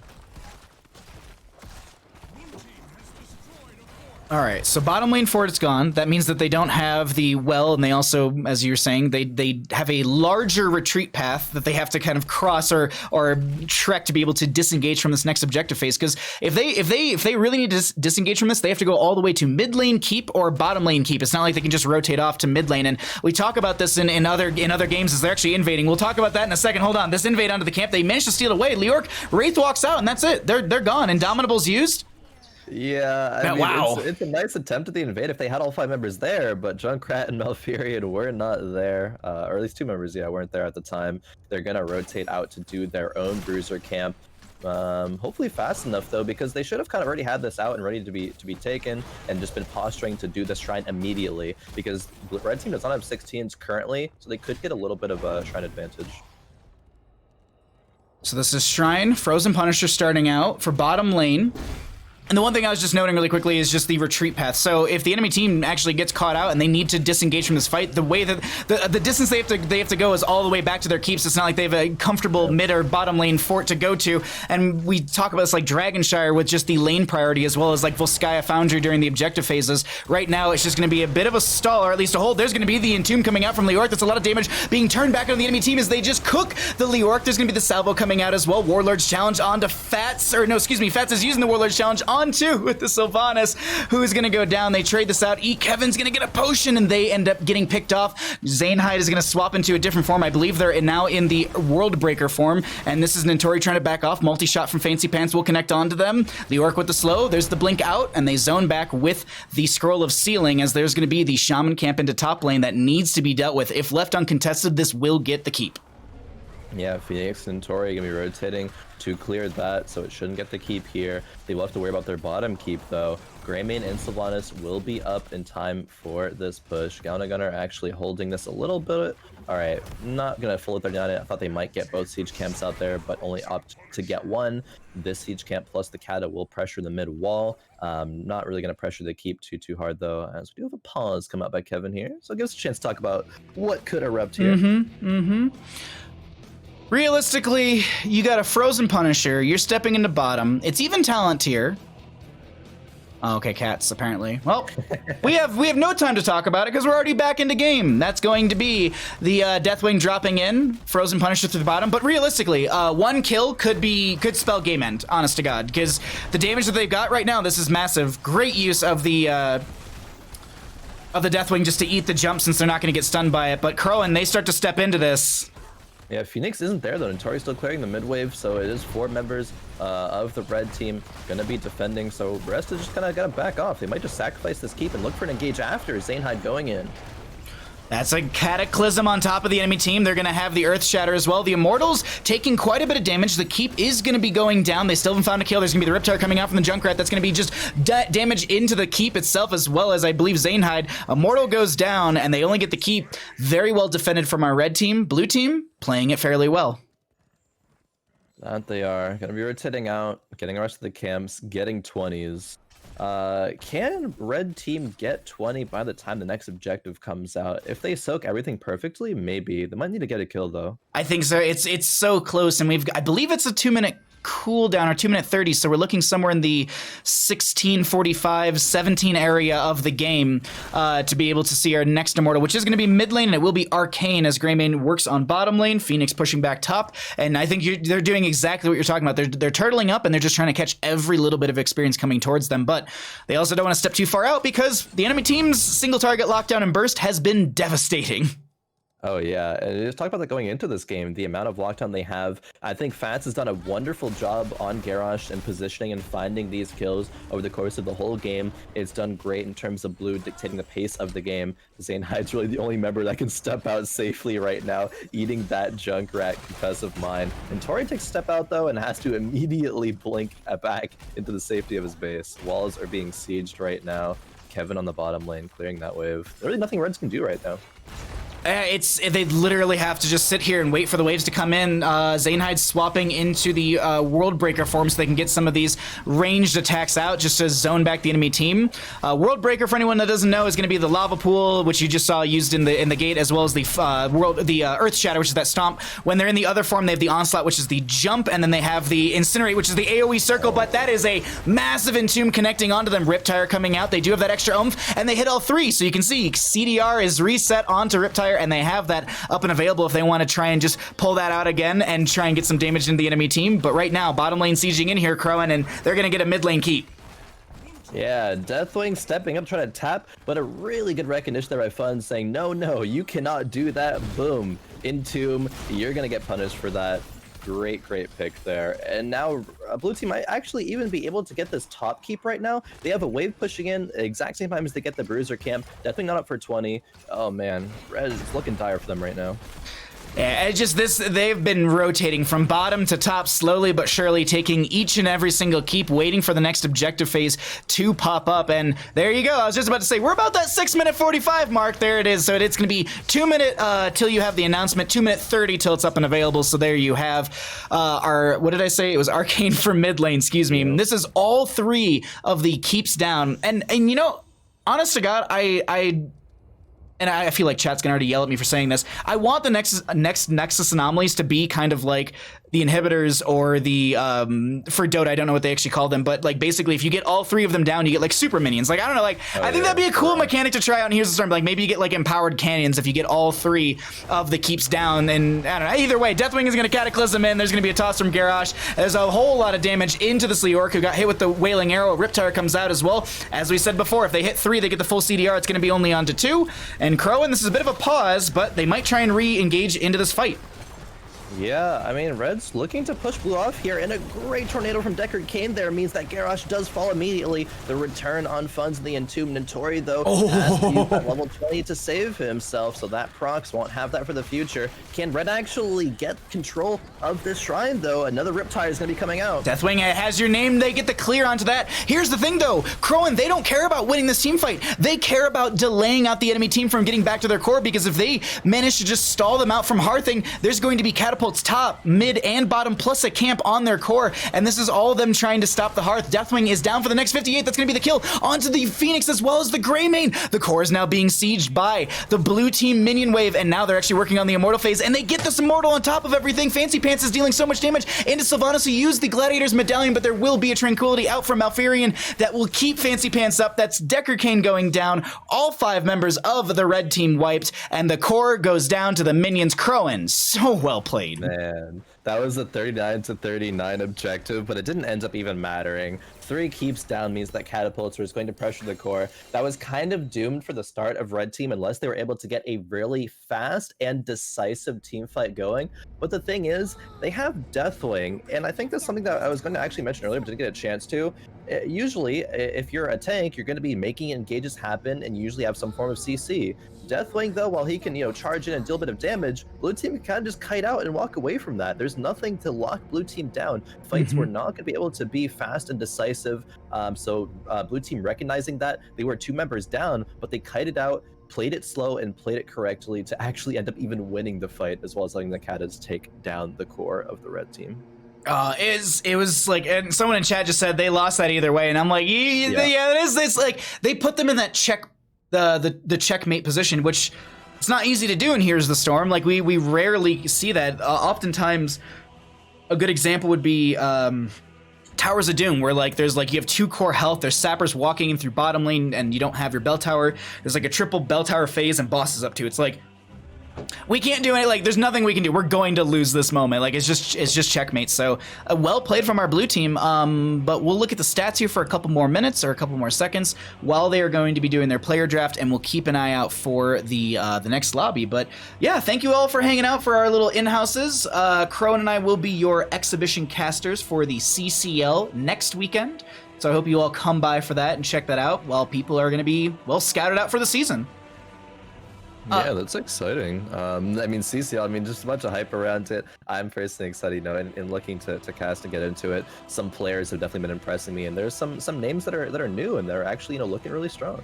So who's like, yeah, I mean, is there any name that sticks out to you? Like if you were, let's say you were one of the organizations, is there anyone that stands out that you'd be like, I'd throw them in exhibitions, or I'd be like itching to get them during the live draft? Which is October 8th, 17th, if anyone doesn't know. There's so many players. I mean, of course, there's, you know, your tried and true old HGC players that already have the understanding of how the game is supposed to be played. They have the mechanics, you know, they're getting back into the swing of things. There are some names that I am not as familiar with, some being AU players, I guess, as well. A couple of names that jump out to me are Cascon. Of course, Cascon was on the losing side of that last game, but I think the Deckard plays, and just as well as a lot of the support plays, have been standing out to me. I think Fancy Pants is actually a name that did impress me back in the day, and I think that Fancy Pants played that Vala game extremely well. You know, exactly. It was top damage, of course, albeit not by too much, but still, you know, didn't get punished, didn't miss position or anything, did the role that it was supposed to do, and I think I'm still continuously being impressed by Fancy Pants' play. So as someone who used to be a range assassin main, correct? Like that was your role back in the HCC. You were like, I played this. Well, yeah, exactly. Like, so when you're watching some of this, are you more honed in onto some of those, like in the last game, were you like in those fights, were you seeing what Vala, Greymane, what they were kind of doing in some of those tighter team fights, or was it still just like the overarching picture? Because like you obviously see the game differently than I do. Like I'm gonna look at this as just as a caster and a fanboy, but you see it as like cooldowns and counting mechanics. And like there's just all the math happening in front of you. So just out of curiosity, like when you're looking at this and it's still in the same track of like, let's say you're an org, do you prioritize those players? Are you like, oh, I know this role, so I want to lock in and like have those best, or are you just like, I can see everyone's role so very well and I know how to kind of differentiate who's strongest in what ranges, I guess is a good way to put it. Yeah. Okay. So that's interesting. Kind of multiple questions. Yeah. I'll try my best to tackle this. I think personally, my outlook on you know, in casted games, what I'm looking for in fights is a lot of the times how the fights are being postured, like where the tanks are, where the DPS are positioning, knowing like if they're safe or not, and once the fight breaks out, how do the ranged respond is something that I'm really keyed in on, because sometimes when a fight breaks out, you can't hit the target that you want to. You have to reposition, you have to be looking out for these cooldowns and stuff. So yeah, like once the fight breaks out, after I'm looking at how the engage happens, I do tend to look at the range, the impact that they make on the fight, because it is those like small plays that you don't really, I say small plays, but plays that you don't really realize that are happening, but actually make so much of a difference. Say like, I know there wasn't, say for example, there wasn't a Gul'dan in the last game, but say a Gul'dan, right? Once a fight breaks out, Gul'dan's gonna be looking, how can I get the best fear possible, right? And it comes down to a game of like, you know, seconds and inches, and how that is going to change the course of that. I mean, Junkrat tires as well, a whole bunch of stuff there.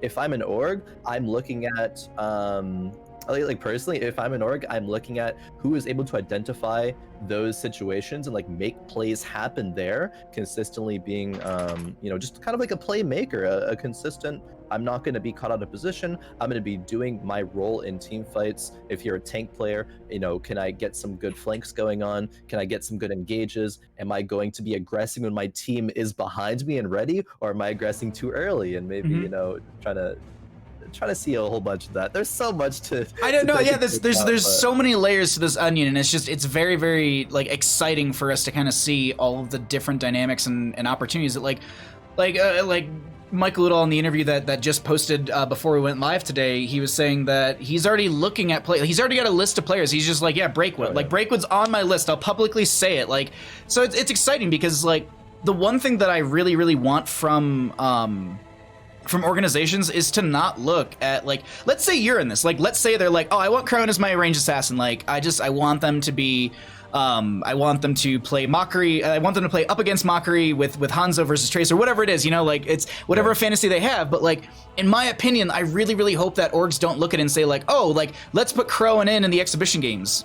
But like most orgs know that you are already good or expecting to draft you. So like it's the same thing like with Cattle. Like nothing against any of all of you, and I don't want to take away from your games, but just like let the players who have that you don't know a whole lot about, let those be the ones who play in the exhibition games and let them shine, because you know Cattle's going to be amazing, and you know for fact from Twitter that their Gazlo is Gaz Lord. But we're going to go to Tomb the Spider Queen here for our 4th game of the day, and so kind of same question to you, Khroen. Tomb the Spider Queen, any sort of priorities for you, regardless of current meta, anything that you really like, you're like, oh, I want this when I'm looking at this map? I think I do actually. If you mind, like after I answer this, I want to jump back to the Let's we can jump around. This is we're here to just chat. Okay. Cool. Yeah, actually, okay. I'll go to that first, and then talk about Tomb. So I think in terms of really globally regarded strong players in exhibition matches, I think there may be a skill gap between unknown players or newer players. As opposed to, the ex-HGC, the ones everyone regards as good. So seeing those players, the newer ones, go up against the really strong players actually is really telling of how they're going to be able to hold their own when everything comes down to it when the CCL starts. So I think that's where orgs should look at that.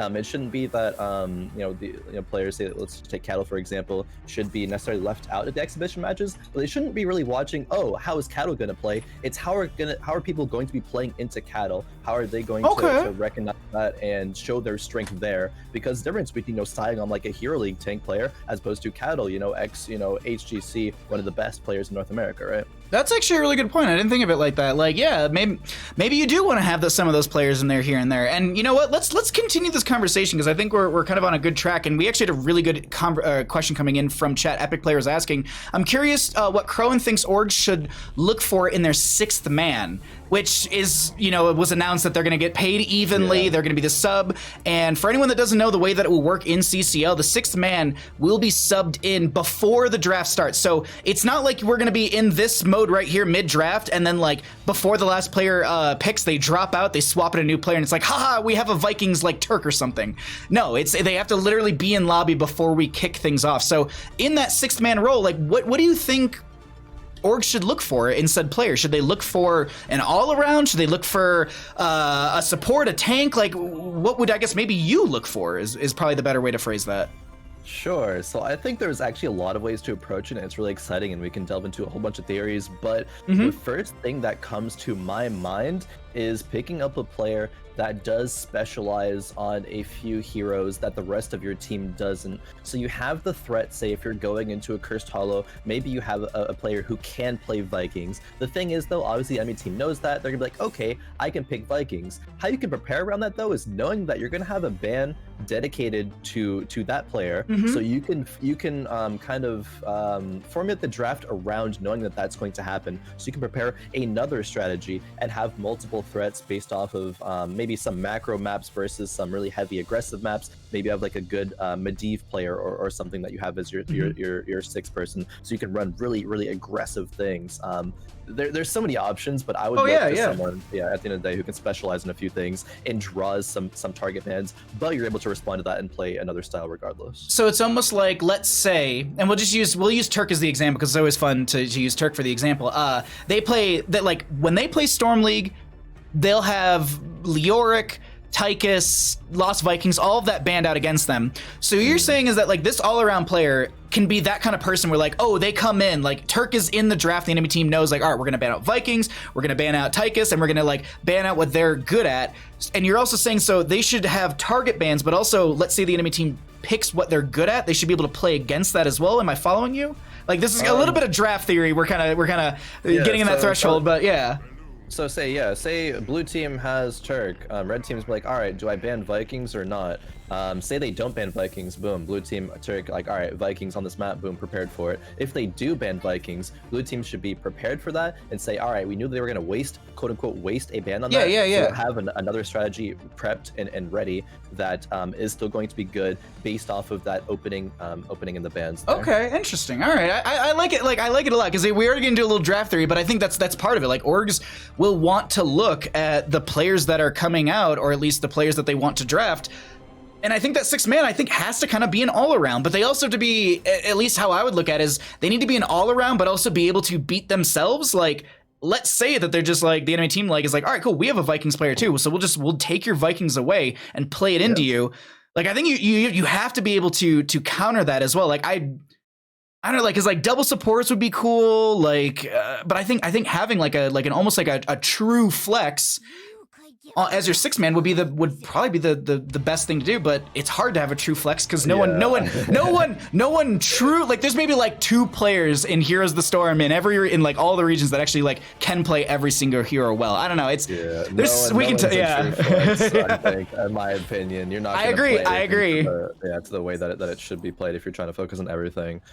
Which is why I guess I say that it should be someone that's specialized in something. But regardless, hopping on into game here. I'm down to continue this discussion after, though. Oh yeah, we'll put a pin in this one because we'll just talk about orgs all day. Regardless, we got our blue team on the left hand side. Fats is going to be on the Orthvia. We have Nintori on the Rexar. Galen Gunner are going to be on the Stukov. Hot Show will be on the Garrosh, and Kevin on the Raynor. All right, and on the red team, we have Cascon on the Malfurion, RZ on that Greymane, Winterheart on the Jaina, Cattle on the Johanna, and last but not least, Funds on the Diva. I'm looking at level 1s really quickly. I kind of hope that Rexar goes into the auto attack base build because I saw, I can't remember how long ago it was, but they were 1v1ing into this Leoric. And it's like a level 13 talent, so if you just hit someone with the Bird of Prey, you get auto attack based speed, and Misha can keep that going by autoing into the said player as well. And it's just so entertaining because I was just watching this Leoric like winning the 1v1 and then get absolutely just shredded all of a sudden. And it just I hope we get to see that because it's a bit of a treat, but seems like players are already ready to go. Yeah, it seems so. Looking actually, but at this draft, I love the Johanna Jaina from the red team here. Yes. They are going to have wave control on Tomb. How they dictate the course of this map is going to be so just like telling. They have Greymane for Merc pressure as well. Blue team is going to struggle early unless Garrosh is able to find some really good picks or something. But it's just going to be blue team's game to save gems, not die, and catch up, and maybe chain some turn-ins in the later portions of the game. Yeah, with the Johanna Jaina, you're making a very good point. Like, the wave clear and the rotations are very, very quick. They also have the Greymane to grab camps, and Cascon helping out here, just applying some healing, just speeds things up a little bit for them. Typically, we actually see the Siege Giants first in the bottom lane, but this is just a very quick rotation to Bruisers, as that was a Gladiator's Medallion used onto Winterheart. That timing, like, yes, it is a 5-minute cooldown, but can we just highlight the timing of that right there, just to be able to make sure that they're not going to get hit by that, and almost even still bait out Hotshot to be able to use the ability. Very well played. Rex are going to check the siege camp, but no one going to be down there, Khroen. Yeah, I want to look at that actually a little bit critically. I think that the goal of Cattle Winterheart in these lanes should just be to clear the wave and be safe while the Greymane's doing mercs. But actually, Jaina stepped up on Winterheart stepped up on Jaina a little bit too far forward, I would say. You're not really going to get any meaningful damage down there, so was forced to then use the Gladiator's Medallion. It was a great mechanical use of it, but perhaps didn't have to use it in general. It's even just baiting it out from them is just well played from Hot Show. This mid lane camp will be cleared out, and they have their own coming through as they're gonna just meet Cattle right there. Gonna get the toss onto them, but Iron Skin will be used. Gonna shield glare backwards, and they don't find any kill potential into the Johanna, who will tap well, group up the minions. That condemn value, but Winterheart, yeah, I saw this. Is there a toss from Hot Show? Chomp, yeah, doesn't even, I don't know, they might have been on cooldown, to be honest, and Winterheart was just trying to play around it, and they were just still went down, but very well played as they caught them on the minimap. And once again, chat, there's this free little thing in the bottom right of your screen. You can watch that and see when people leave a lane. Nothing against Winterheart, they were out in that lane, they were trying to push, and they just got caught out. But yeah, look at your minimap, chat. It's your best friend. Yeah. Honestly, sometimes as a range player, you kind of just have to wait for the wave to push into you. You can't aggressively clear, especially when all the rest of the blue team members there are off the map. You gotta wait, you gotta play patient. Winterheart, you know, we'll see how he adapts over, you know, that play happening, because when that happens, you're like, okay, how can I stop that from happening in the future? Right. Gotta do that. Ooh. Bottom lane, though, a lot of damage coming out. Hotch's able to walk out there and not fall. The only thing that fell there was the Diva mech there from Funds. And they almost had the mecha explosion. Unfortunately, they were not able to get it out in time. I think they just either chain CC'd or they had a silence underneath them from the Stukov. I wasn't 100% sure. Regardless, this is just Orphea clearing out into the top lane. I'm skimming around the minimap to see if we have any sort of setup, but this is just a camp for bottom lane to be grabbed, and Turnip Potential will be here for our blue team. Are they going to be grabbing that anytime soon? They do have the waves pushing up in their favor. Could look for that last little bit of turn, as they only need, I think, 21. My caster no, 31. Caster math is hard. Math is hard. Everyone's not trying to do that right now. You have been getting aggressed on by Cattle and Winterheart a little bit, but the Stukov healing is going to dissuade that, and now Cattle is forced to retreat. Blue, the rest of the gems are on Rexar. Rexar's able to get that turn in. That would be achieved for the blue team there. The pacing has actually shifted. Blue team's kind of seemingly in the lead for now. Oh, chat's saying that they didn't buy the minimap DLC. Oh, I'm sorry. Just at Dustin Browder on Twitter. He'll be able to help you. he doesn't work on this game anymore. He's off doing something. I don't know what. Yeah.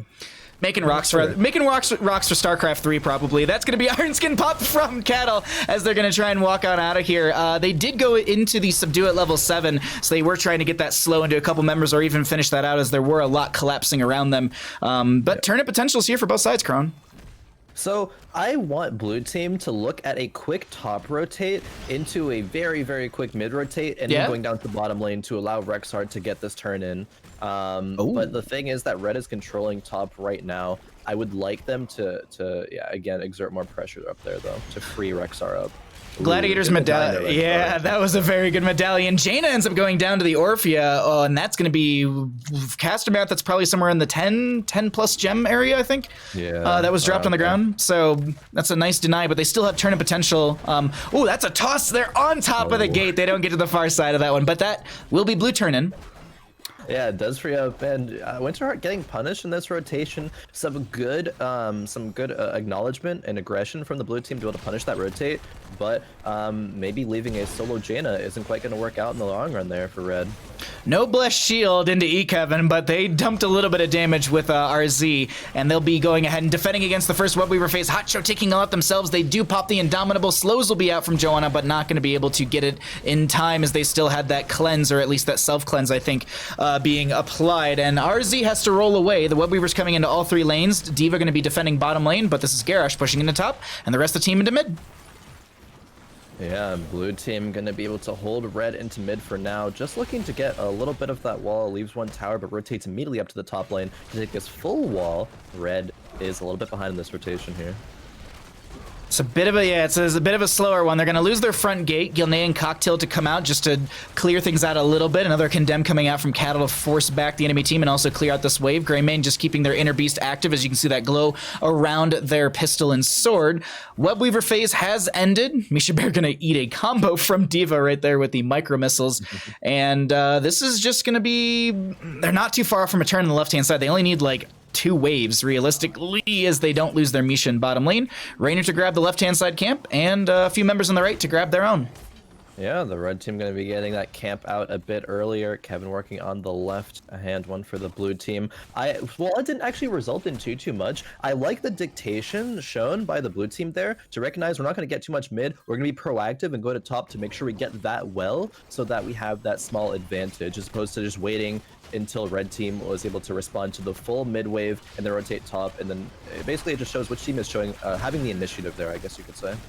Kicking things off is really strong for them. I'm waiting to see. There's going to be a charge from Rexar. Do they unleash the boars? It doesn't seem like they're going to, as they just back off. They had the spell power, the spell armor, as you can see that next to Kevin with that little cane and that little 20 next to their name, as that will be cleared out. I was wondering if they're going to try and pressure into this. Meanwhile, speaking of pressuring, Funds in bottom lane is going to get dove on by Fats and Misha. They lose their mech. They actually throw the crushing jaws behind to try and catch the pilot form, but they're not able to do so as the friendly team rotates down. I think this is just disengaged. Yeah, I was thinking maybe Cat would look for a Bless Shield there onto Fats, but was too far down. Rexar actually, kind of playing a little bit of a guard there, and Red actually gets the Web Weavers in as the Bless Shield does come out onto Honcho. Honcho gonna fall here. Zoning Broccoli on the far end of that, and they had to take the long rotation. Cattle gonna hang around and zone out those gems as they fall. Raynor in top lane super far out. If they can slow them down, they actually can chase beyond this. There's no Bless Shield for the next 42, but they still have the damage they need. Yeah, really good route there from Cascon, making sure that kill happens. Didn't even need to come out though. Just the damage from RZ and Winterheart was there. I don't know if this is true. That glanced over at chat. Heavy saying, imagine playing Joanna on your birthday. Is it Cattle's birthday today? I have no idea, but if it is, happy birthday, Cattle. Happy birthday, Cattle. Sorry you have to play Joanna. Hopefully you'll be able to play a Gazlo game fairly soon for us. Regardless, we have this Web Weaver phase coming in. We're going to hang out on the APM for a couple seconds just so you can all take a peek at what that looks like. Well, because why not? It's APM. Web Weaver's into top and mid and bottom. D.Va pushing into bottom lane. I don't think there's anyone against them down there. Rexar and Misha into top. They're going to lose the mid lane fort on the blue side here as they're going to lose their bottom lane as well. They make a quick, speedy rotation to top lane. They lose the Web Weaver, but they've got a wave. Do they try and push in further? They back off.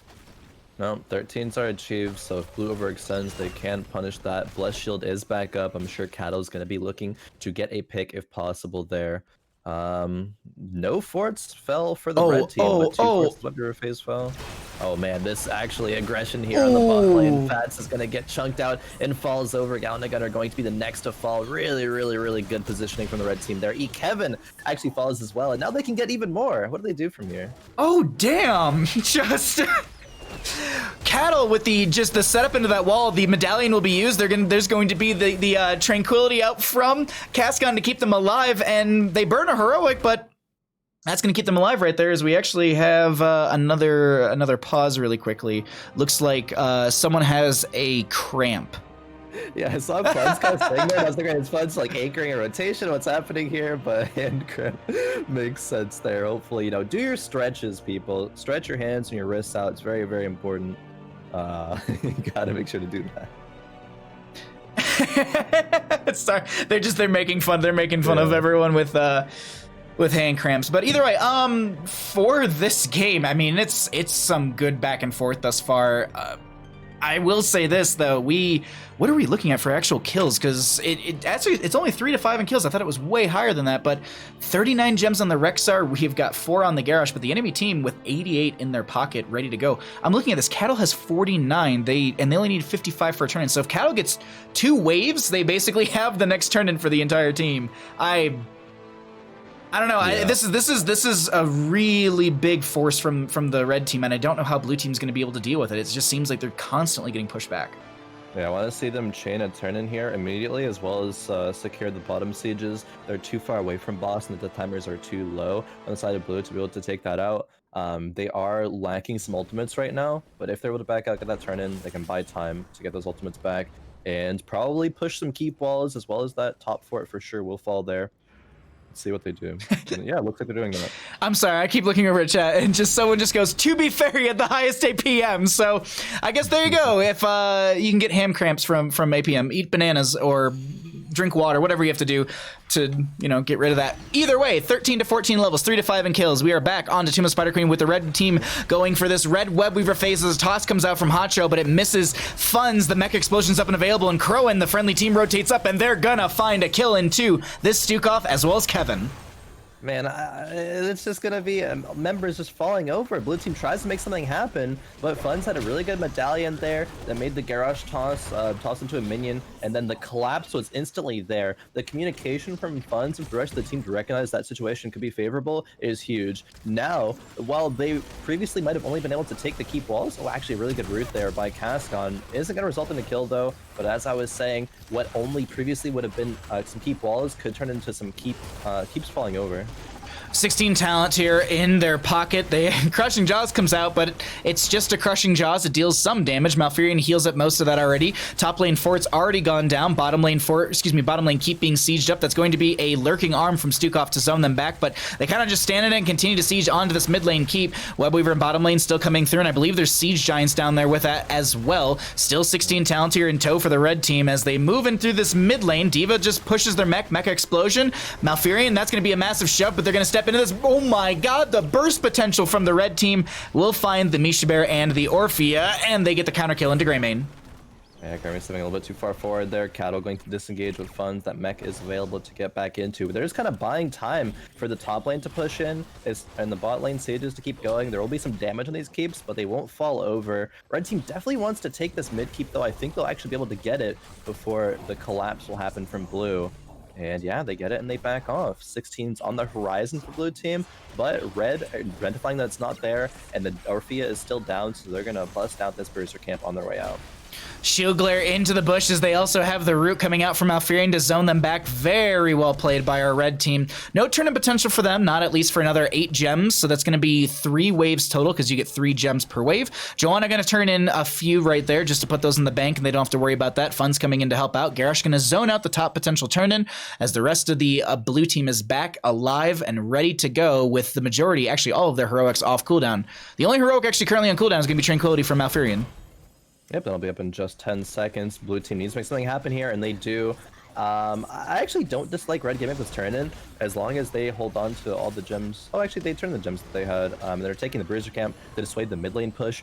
Bottom lane is pushed so far in, and they're not going to be able to clear it out in time, I believe, for the Weavers come out. So that will be stalled out a bit. The top wave will be stalled out a bit, and they can clear mid wave with the help of the Bruisers super fast. So this actually won't get anything on the side of the blue team, I don't think.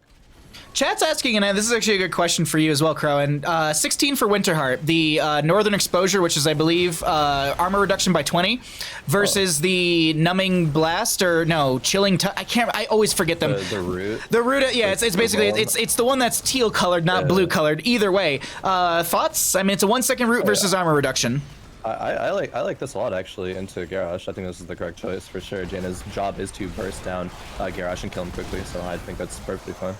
Actually makes sense because they do have their armor. So right now, Garrosh would actually only have 1 armor if she hit them with a Cone of Cold. So that does make makes a lot of good sense. And typically, like, I think like a lot of people don't think of it as just like, well, how am I going to deal damage to the tank? You usually like, how am I going to deal damage to the assassin? But that's actually a good way to deal with said Garrosh, who's going to be in your face. You Cone of Cold him, and then hopefully you're able to get the burst with the rest of their friendly team. As this Webweaver phase in bottom lane still coming through. D.Va going to push through as well with that boost. They're going to get their mech form lost. That's going to be healing out from Malfurion. Hot Show steps way too far forward, and they're going to go down as the Webweaver phase should get cleared out. Massive shove onto Malfurion, so that's going to be Tranquility ending, but Greymane still dives out onto Gale and Gunner, and they will go down. Jaina still providing a lot of that burst damage as Fats is going to try and find some counter kill into the backline. Will not work out, Khroen.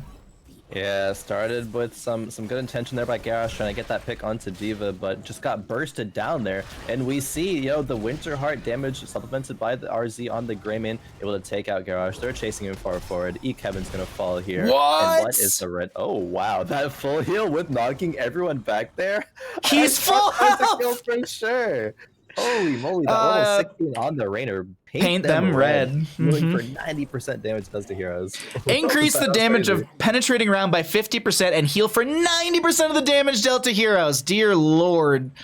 Oh my god. But this actually will be turned in for the red team. They're going to be descending these Webweavers almost onto Keep's front gates. They'll land right around the fort range, I think. Bottom lane will be a lot further up. For anyone that doesn't know the mechanic on this map, the Webweavers will descend as far up as the enemy minion wave or structure. On Garden of Terror, the terrors will spawn up as far as your minion wave. So if your minion wave's at the core, it's going to come from the core. Difference is, Webweavers slowly lose health over time. Garden Terror does not. So that's kind of that is the trade right there, is that one will still push all the way from your core and will slowly whittle down. But bottom lane keep will be lost here, Khroen. I don't know what happens to top.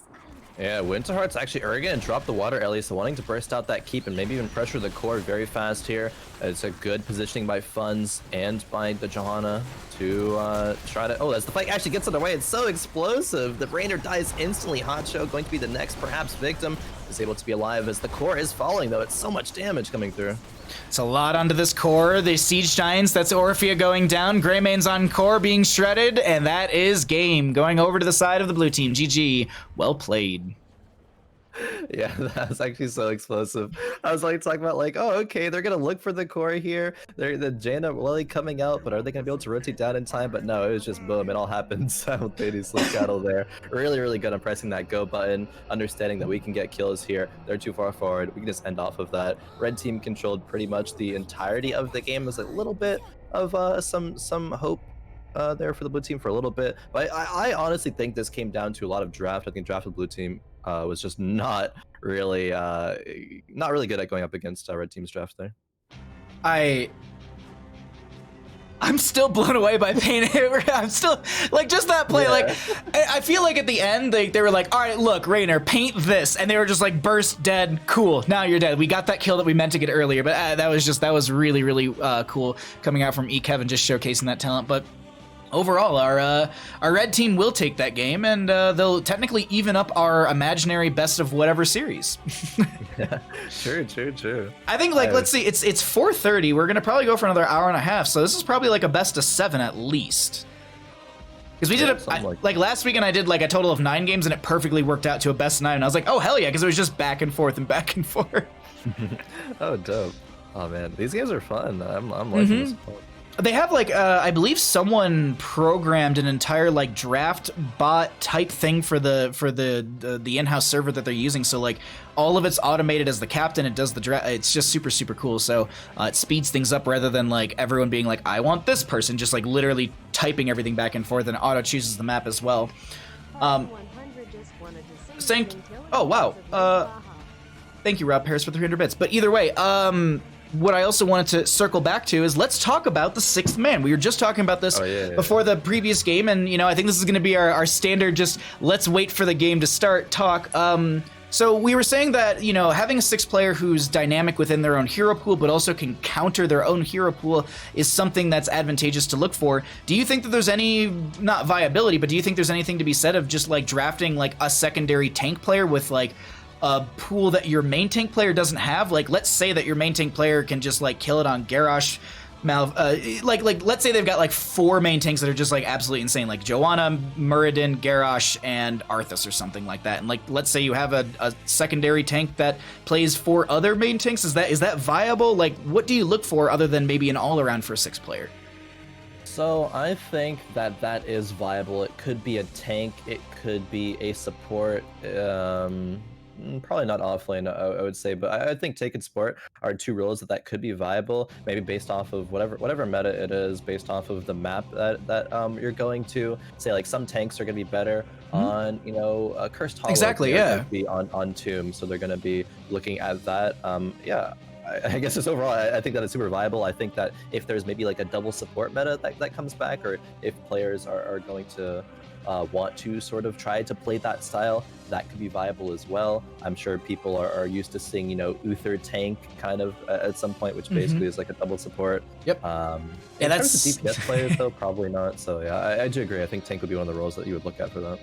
Yeah, because there's like I've seen like Fury's a good example of a tank player, and I'm not gonna say that like they're limited, but like they're a very good main tank Uther player, and if you take them to Infernal Shrines and they get Kerrigan plus an Ana, that's like a core composition. And if they get like a Grey main, like I think it's if they get like Grey main, Kerrigan, Ana, and Uther, and I think if Fury's on Uther, it's usually a very not easy game, but a strong game in their favor because of just the way that Fury plays the Uther. I've casted a lot of Fury Uther games, and that is something that I very much enjoy watching. But it also kind of brings us, it circles back to kind of the conversation we were having in the last draft, where it was, you know, this 6th player, do they have these target bans? And it's the same thing to consider. Is like, well, let's say you have Cattle and Fury as your 2 players, and you're swapping them here and there and out. Like, you are kind of forcing that ban. And Cattle was joking about a Gazlo ban, but that's definitely possible. Like, let's say you instead of like swapping in and out Fury and Cattle, you have them both in a game, and now it's like, well, do we ban Malfurion? Do we ban Gazlo? What are we gonna? So it's like it's actually throws off the entire dynamic. You can say the same thing for like ranged assassin players or healers. Like it's like the possibilities are endless for players and teams for drafting. Yeah, it makes the scouting for other teams that much more difficult, because there's like one more member to add into that equation. And like so yeah, if you have a scenario where it's like Cattle and Fury on the same team, it's like, oh, are they going to go an Uther way? Are they going to go a Gazlo way? Like, what does that mean? Are they just going to play standard? Are they going to pull out something that we're not used to? Like, are they going to like psych themselves out? It's creates so many interesting dynamics. No matter what, you know, comes of how the orgs decide to pick the 6th player, whether it be like, you know, Maybe it's like a young, upcoming, promising player that like they might not know if they're going to be like really strong or not, but like with enough care and fostering, they're gonna grow up to the next like Faker or something. Like it could be that as well. There's just I'm excited to see how it pans out. Yeah, and I think there's a lot of players. Like there's some that stand out to me. Like Pirate Rum is always a person that I'll always bring up their name because I think they're a very undervalued range assassin player. Like get them on Mephisto and it looks really good. Like I absolutely like I miss casting some of the pirate games because I haven't been able to see them whatsoever. But like there's tons of like Winterheart's a notable name as well as we've been talking about. Like I think there's a lot of players that never got their chance or were very, very close or as I like to say with my own casting, circled the bowl that was HGC of doing content. Like I was like, we were all just kind of just there and then it just kind of flushed on us. But either way, I think there's a lot of opportunities for a lot of these players, and I hope that they have those opportunities and avenues. Because not that I wouldn't love to see a lot of the old guard and a lot of the old pros, but I also would love to see some of these new players breathe some life into the meta, the play style, and just even get their own chance to shoot their shot in this environment in this esport. It's just exciting. Yeah, actually, the more that I think about it, actually, coming from the perspective that if I was an org looking at a 6th player, I would be really, really excited to try to, take a quote-unquote risk in a player that is kind of unknown, but seems like they have a lot of promise and that they are strong. If you give them a good environment to foster their growth, it's going to be super strong, and you could eventually get like a really, really good payoff off of that. Maybe even sub them in as like one of the main members eventually. Because it's not really like that much of a risk because, okay, if it doesn't pan out, you still have your core solid 5. Maybe you can pick them up later on in the draft as well, so you don't need to like, aggressively, go for that early, but it could just have really, really huge rewards down the line. Allura is a really good example of that. I think a lot of people would say like she's probably not like you say off lane, you don't think of Allura, you immediately think of like Liam or something like that. And it's like I think she's a very, very promising player that should get that shot. And absolutely, like I think even like we're talking about the 6th man and the flexibility role. Like I think the 6th man could be another offlaner as well. Like having double offlane, that can really throw people off because some offlaners don't really offlane, if that makes sense. Like let's say you're a God Malthael, you don't have to be in the solo lane with Malthael. You can be in the core 4. Like let's say it's Brax's holdout and like you actually have Rexar who's up there. Like there's so many different directions, but like Allura is someone that actually stands out to me where like I don't think that they're known super, super well, but they're an insanely strong solo lane player. They've got a wonderful personality. They work well in team dynamics, and the reason I'm saying that is because they've played in these previous weeks of the Heroes Hearth How We Do with Mac and all of them, so they know how to play and synergize, and they know how to be fun as well. So I don't know, it's one of those things like I think there's a lot of like, and as you said, like not so much undervalue, but like players that just don't have that kind of spotlight on them, and like I think they should definitely be able to get that opportunity, especially within the in-houses. For anyone that's wondering, we are waiting for just the readies. I'm gonna say just, or at least we are ready. So that way they know, because like we're all like we literally have a full lobby. We have like everybody in the ob slot, everybody's on the draft. But let's get back into this. And we can either talk more about this if you want, Khroen, or we can talk about the draft for Cursed Hollow. I don't know what you're feeling, but both of them are very, very interesting topics. Yeah, I mean, I don't have too much unless something else comes to mind about that. I'm sure we can circle back to it as well after game. But down to talk about Cursed Hollow and the draft here. Cursed Hollow being a map that globals are pretty good on, so maybe we'll see some priorities on those. So Cursed Hollow, I mean, it's one of the few maps with double boss. The other maps are not Alterac Pass. Actually, no, Alterac Pass and Warhead Junction. I believe those are the only two other maps with double boss mechanic on them. This is the only map in the... I'm trying to double check in my brain. No, I think Alterac Pass is in the CCL map rotation. So regardless, things like Hanzo were high priority due to the fact that they had the W build, or the simple geometry build. Since they got changed where you actually have to auto-attack enemy heroes to get cooldown reduction, they've kind of fallen off, but I still think like Greymane, Hanzo are great heroes for this map. Chromie being banned out because of her poke potential. Jane is great. Like, realistically, whenever I look at this, I think like playing a control comp on Cursed Hollow works so well for you as long as you draft some sort of good wave clear. So like Jaina Joanna is a really good 1-2 punch to kick things off. Yeah, definitely. Chromie still being that priority ban. We saw earlier, CPX do really good on it, so I'm sure there are a lot of proficient Chromie players nowadays. And of course, the Abathur ban, Abathur being so strong on Cursed Hollow. That kind of rat kind of play style, I guess we'll just refer to it as, when your heroes like a Genji or a Zeratul, and you get those clones out, and it's just like some manipulating of the whole entire map while Abba gets the soak and stuff. But we won't be seeing any of those shenanigans here, though.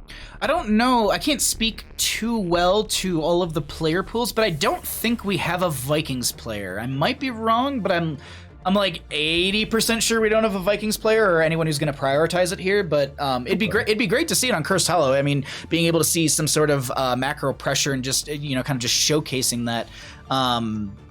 Oh, actually, no, I'm sorry. Thank you, chat. Nintori does play TLV, so there's actually a possibility. They might be considering it right here.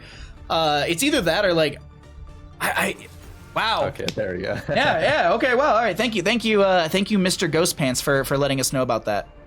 And that was apparently very well as well, Nintori's Vikings. So,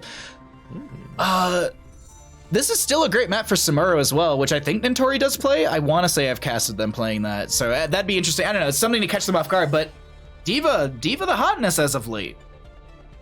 Is Nintori? Oh, okay. Because in my mind, I'm remembering Nintori as support player, but looking at the in-house Discord, primarily is offlane and then secondary is support. So still has both of those repertoires there, I guess. But locking in that Diva is still that high priority.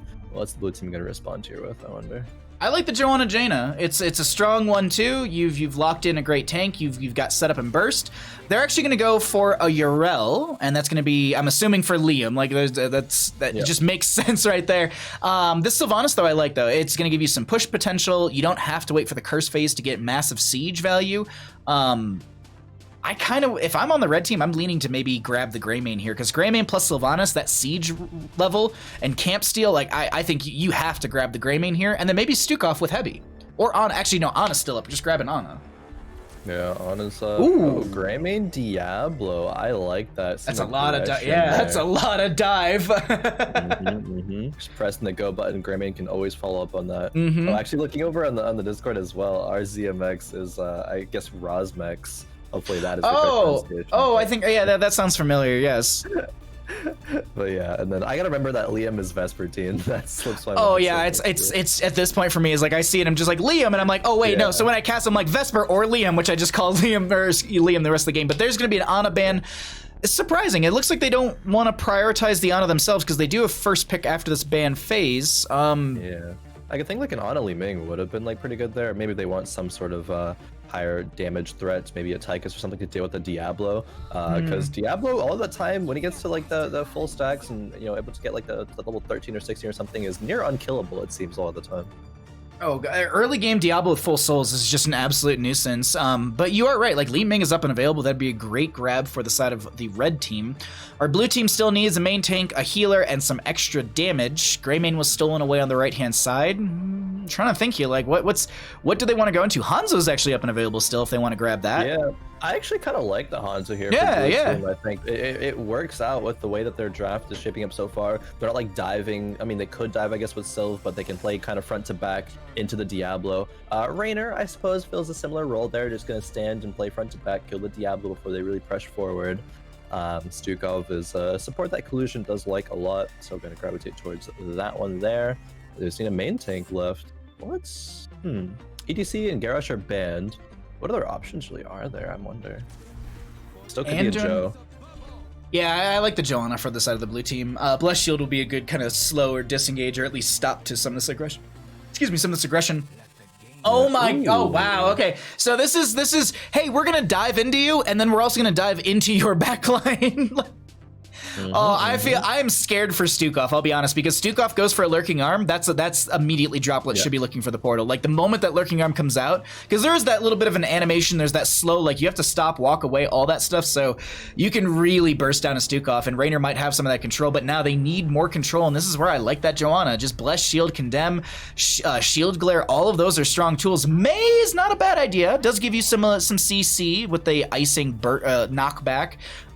Blizzard does have a little bit of zoning value. I don't hate it, but I'm still a little bit in the realm of Joanna. We'll see how this May works out for them. Yeah, I haven't casted May personally. I'm, not too familiar with her. I mean, I've seen her a little bit though. I think that May, I think that she'll struggle here, but I could very well be proven wrong. It is a good point to bring up about the Stukov and how he'll have to play really safe, especially throwing out those lurking arms, and with the Medivh and the counter attack potential there. Collusion's a very experienced support player. He's going to know what he has to be up against. He's going to know what the aggression's going to look at on the side of the red team there. So maybe he does have to wait for them to engage on somebody else like a Yrel or a May, and then kind of try to follow up from there. Maybe can even punish once they portal in, can then shoot out that root and then pop it with the lurking arm and stuff. And yeah, I wonder, they might just try and play around the actual dive into them. We'll have to find out what happens here as we have got into game number 5. On the left-hand side, we got our blue team, Winterheart on the Raynor. Vesper is going to be on the Yrel, which is Liam. RZ is going to be on that Sylvanas. We've got Collusion on the Stukov, and Fats will be on the May. And on the side of the red team, we have Cattle on the Diablo, Heavy on Anduin, Droplets on Medivh, Fancy Pants on Greyman, and Nintori on the Diva. We'll see if Heavy can hoot in this game, or if it's going to be blue team taking this in our, let's say, best of 7? Yes, we're doing a best of 7. Yeah, let's say that. Sounds good to me. It's it's a best of 7 that ends not when the games actually reach to best of 7, but when we've decided that we're done casting. We'll keep an eye on some of these questing talents. We do have the Fetid Touch, if I'm not mistaken, for the Stukov at level 1, so they're going to be trying to hit people with those weighted pustules. They have to hit 30 of those. We do have the baseline quest on the Medivh with the Arcane Rift stacks. They got to hit 40 heroes with that one. If they die, they lose all stacks and it's reset. It's not like Hanzo Redemption or Greymane Wizened Duelist, which you only lose a certain amount. And then Diablo baseline as well has their souls. At 100 souls, they get the 5-second respawn timer, but they do trade their souls to bring themselves back a little bit quicker. So early game death, losing those souls super early game are not the best for Diablo because death timer is already fairly low. It's the late game that you really want to get that value from, but you also lose a lot of your aggression or prowess as Greymane splits off into their bottom right to grab a camp, and we're kind of getting ready for our first objective phase that will be popping up at 3 minutes into the game. Yeah, so Fanspans and the Greymane took a very aggressive route to clear the bottom wave. Actually was dropped to like 30% health, had to tap, and then is going to move over to the siege camp. The tap will be up before anything else happens, so I don't mind that aggressiveness there actually. I do end up liking it. Fancy Pants now going to be rotating to the Bruiser camp along with Heavy already starting that one off to clear it. Winterheart on the Raynor, going to be doing it on the side of the blue team. Sylvanas, Rosmek's going to be picking up the sieges. So just matching each other right now. Not too much crazy going on. Sylvanas, Rosmek's going to rotate up to make sure they catch the top wave here. Droplets trying to stack up on the bottom. I do want to quickly note for anyone wondering, I believe the players utilize the CCL map pool as well as the CCL skin bans, and I do not believe there are any currently stated bans, and I think we are okay on Avalanche. I think they fixed the issue that was causing players to be knocked literally out of the map. I'm not 100% sure if they fixed that, but I don't think it's banned by any leagues or even this one. For anyone that is wondering, 4's up on both sides when it comes to our levels. We have 29 souls in Diablo, 11 stacks on the Medivh when it comes to the Arcane Rift, and 3 on the Fetid Touch for the Stukov, as Vesper is just going to try and deal with the bottom lane, and Droplet's going to stack off of them, or at least attempt to, and push this in a little bit further, as objective will be announced here in 1 second, and then that'll be up and available for contest in 30. Yep, so he's spawning on that bottom side there. Rosmex and Nintori on the top side have to clear out and rotate down if they want to be able to fight for it. The sieges, I guess, got about equal value, maybe a little bit more value on the side of the blue team. They almost killed the tower. Top of red. Going to be Droplets on the Medivh. Trying to look to save anything. Little damage on Diablo here. Fire stomps, yeah, it's a little bit of poke here and there. I think everyone wants to be in position, but here's the thing, the blue team's in position a little bit quicker as Sylvanas is already here. Diva has to make a rotation through mid and actually catches the wave as well. Diablo gonna fire stomp out, stalling things out, but Khroen, it's the bit of a lull as we wait for our first objective to really go out. Yeah? Okay, I like this. Notori is actually going towards the top lane to make sure they get soak. Red team is going to be able to stall out pretty safely as long as Medivh portal is up. They have Diablo to stall. They have Greymane Cocktail perhaps, and they have Heavy. I don't know the name of Anduin's abilities, but every single person there has stall potential. Yeah, you've got Chastise, you've got the Divine Star. Yeah, you've got so many tools on Anduin to be able to poke at this, but Medivh portal?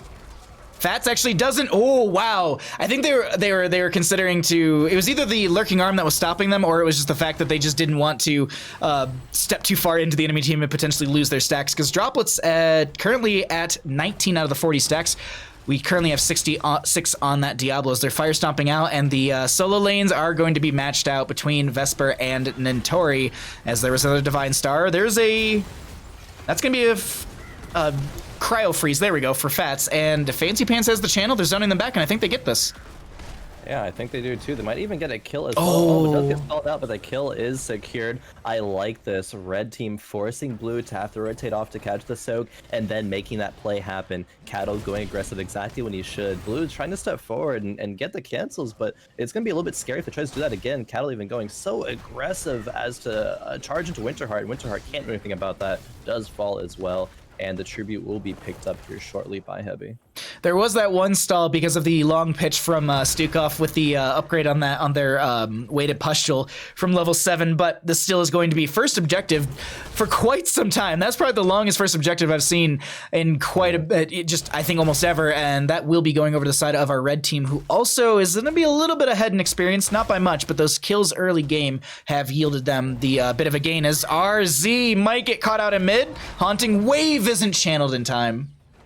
Yep. Oh man, Haunting Wave I think was used a bit earlier, so wasn't able to use that immediately with the Gladiator's medallion there. A really good identification of Cattle to capitalize on that. He's just constantly looking for aggression here. He's at 100 souls, is level 10, is at that very, very scary Diablo point in the game, is just trying to force anything that he can to maintain that advantage. Well, let's see. Sorry, I saw someone in chat saying that you're low, and I was watching your voice, and I'm like, your voice should be fine. We'll see you in a second, as that's going to be a light bomb. A whole lot of damage. Winterheart getting low, but does not get picked off, as there's going to be a Divine Star out from Heavy, and they'll be able to back out just fine. Gotcha. Hopefully volumes are okay. Either way, I mean, we're 2 hours in. I hope it hasn't been wrong for 2 hours straight. Same. Yeah. That'd be big unfortunate. Yeah. I'm sure Paula mentioned earlier if that was the case.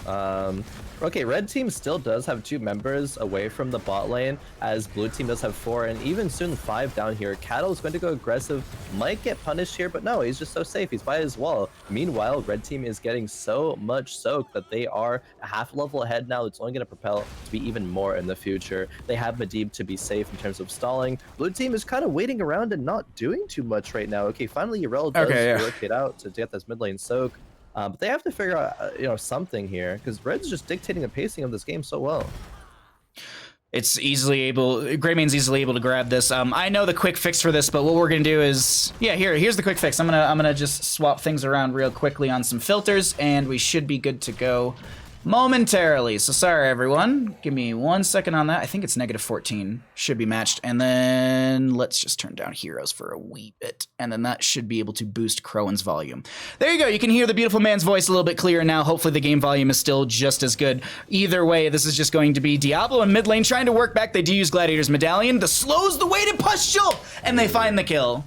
All right, that is exactly what blue team needed there. I love that. Identifying Cattle is too far forward here. We can punish it. The rest of the red members are either doing mercs or not there. Notori, though, trying to, but the collusion, getting that shove onto the mech there. Notori isn't able to clear that out. And now blue team actually even Hyperioning to keep going forward here. Cattle charging onto May. The Unstoppable comes out here. And that's the Hyperion coming through. There's the Apocalypse, almost timed with the Leyline Seal. Greymane still is going to find the kill into May. There's going to be portal forward. They have the Raven familiar, and that's why you're hearing that caw every single time they go through it. Vesper is going to get locked in with the Chastise from Heavy. And this is objective phase up and available. This could be a curse in favor for the members of our red team. We'll see if that'll be the case, as there's another big shot out from the D.Va, not able to connect.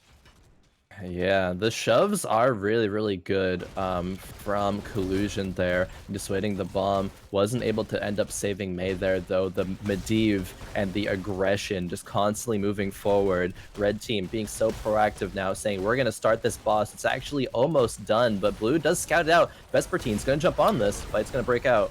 There's going to be an avalanche that puts Diablo, but it's into the corner. There's going to be a cleanse onto Greyman, who's just playing into this corner. There's going to be D.Va on top of all of this. So much is happening as the Ardent Defender will be used by Yrel. There's a portal onto the point as well. Chastise comes out from Heavy. Everyone is still brawling over this as a light bomb comes out as well. There's going to be Greyman going down first. Notori's going to lose their mech form. There's going to be the Blizzard on top of the point. Heavy trying to stay. There's going to be the self-cleanse with the Gladiator's Medallion. Righteous Hammer will push Cattle off the point. The blue members will steal away the objective as Droplets finishes out their stacking quest. They get through the portal in time. Diablo's so very low. No souls to reset their death timers. They're at 55, and that will be full death timer for the Diablo. And that is a massive win for the members of the blue team as they also find a Medivh kill. But as I said, Droplets finished out their Arcane Rift already. Yeah, there was actually a bit of a 1v1 during that where Droplets took out who was it, Sylvanas? Yeah, it was Rosmix there, so got a little bit of a kill, eventually got taken out though. But I love the blue collapse there to take that boss, and now the pressure is going to be felt by the red team. They are half level down, they don't have Medivh or Diablo here, so blue will be able to even up these tributes.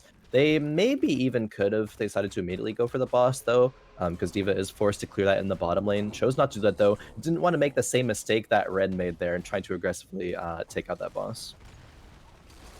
Cattle fire stomping out just to get some zoning and also see out into the lane. We are going to see Sylvanas grabbing that camp, and you called it right. This is just going to be the objective phase going over to the members of the blue team. It's evened up, curse potential for both sides. No boss. I was about to say, are they going to go boss in top lane? No, I think they're going to rotate around and look for their 16 talent tiers. Fancy Pants grabs the camp on the right-hand side. They know they can't, they know they can't take this engagement. Medivh is scouting out, so this is helping out a ton. Yeah, definitely. And Tribute's going to be spawning soon. Vespertine's already in the top lane. That means Red's going to be able to get the positional advantage here. They're going to be able to dictate how Blue pushes forward into this choke. They're aggressively. They get mid-wave priority. A little bit of engage here, Fats on the Droplets, but the portal is still available, so Droplets will be safe there. The shove actually coming out to Fancy Pants. They won't have that for, I mean, it's only 15 seconds. It'll be up relatively soon. D.Va in the top lane clearing. Maybe Blue can force something to happen here soon. Yeah, this is D.Va this is actually D.Va showing. There's a leyline seal. The Apocalypse comes out. It's going to be timed very well. Vesper's just zoning back the enemy team from getting any value off of that Apocalypse leyline seal combo. Avalanche comes out, but the portal's going to get them away. Shadow Charge into the wall. There's a Hyperion coming out to chase them in. Vesper is going to get the Righteous Hammer. Leap of Faith to save one. Fats goes ahead and ices in. They're going to have the Hyperion should be ending just about here as the micro missiles are going to go out. And actually the Hyperion's still continuing. There it ends on top of a couple players, but the portal forward, not going to find anything here, Khroen. Oh man, the engage looked good on the side of red, but oh well, anyway, going to be a re-engage happening here for the blue team. Vespertine goes into the back line. Cattle going to be charging over onto Fancy. Unstoppable on that Mei is there. Protect comes out from Medivh, but red team slowly getting whittled down here by blue. Vesper finds their way into the backline onto Droplets, who's getting a little bit low. This is going to be D.Va cycling out. Siege Giants are still pushing into the bottom lane. That's going to be the Light Bomb onto Vesper, but Cattle really can't find a kill. They're just going to back off. That Light Bomb more or less just kept the enemy team back as the curse will be picked up by the blue team. Portal forward. They're going to try and take this fight right now. Vesper getting a little bit low. Just jumps back over to the Vision. They jump over the wall with the Avenging Wrath. Righteous Hammer into a couple players. Cattle is going to get picked off first. And Tori with the mech explosion up and available, trying not to lose their mech. They still do, and they're going to run away as the enemy team dives into this, and Vesper jumps over the wall. There's no towers to shoot at them, but this is Vesper very far away. Awesome Righteous Hammer. Can they get over the wall in time? This is just cue the Benny Hill music. Yeah, the wild goose chase right now. Vespertine actually still has not fallen yet. Just kind of stalling out the death timer now. But what it does do is give blue time to push into this mid lane here. Vespertine buying so much time actually as the Stukov root comes out onto Droplets, but the Heavy with the really good grab there on that Anduin. Red's now going to portal forward trying to make something happen. Leyline Seal connects onto one. Apocalypse will be up and available. There's a Light Bomb as well. They use the Cryo Freeze just in time. They're going to eat, I think, none of that really damage, but they still have Greymane on top of them. Diablo Souls will be finished out at this time as they only lose, I thought it was a mid lane fort and maybe a top lane fort. I think that's it. Yeah. Greymane already up here.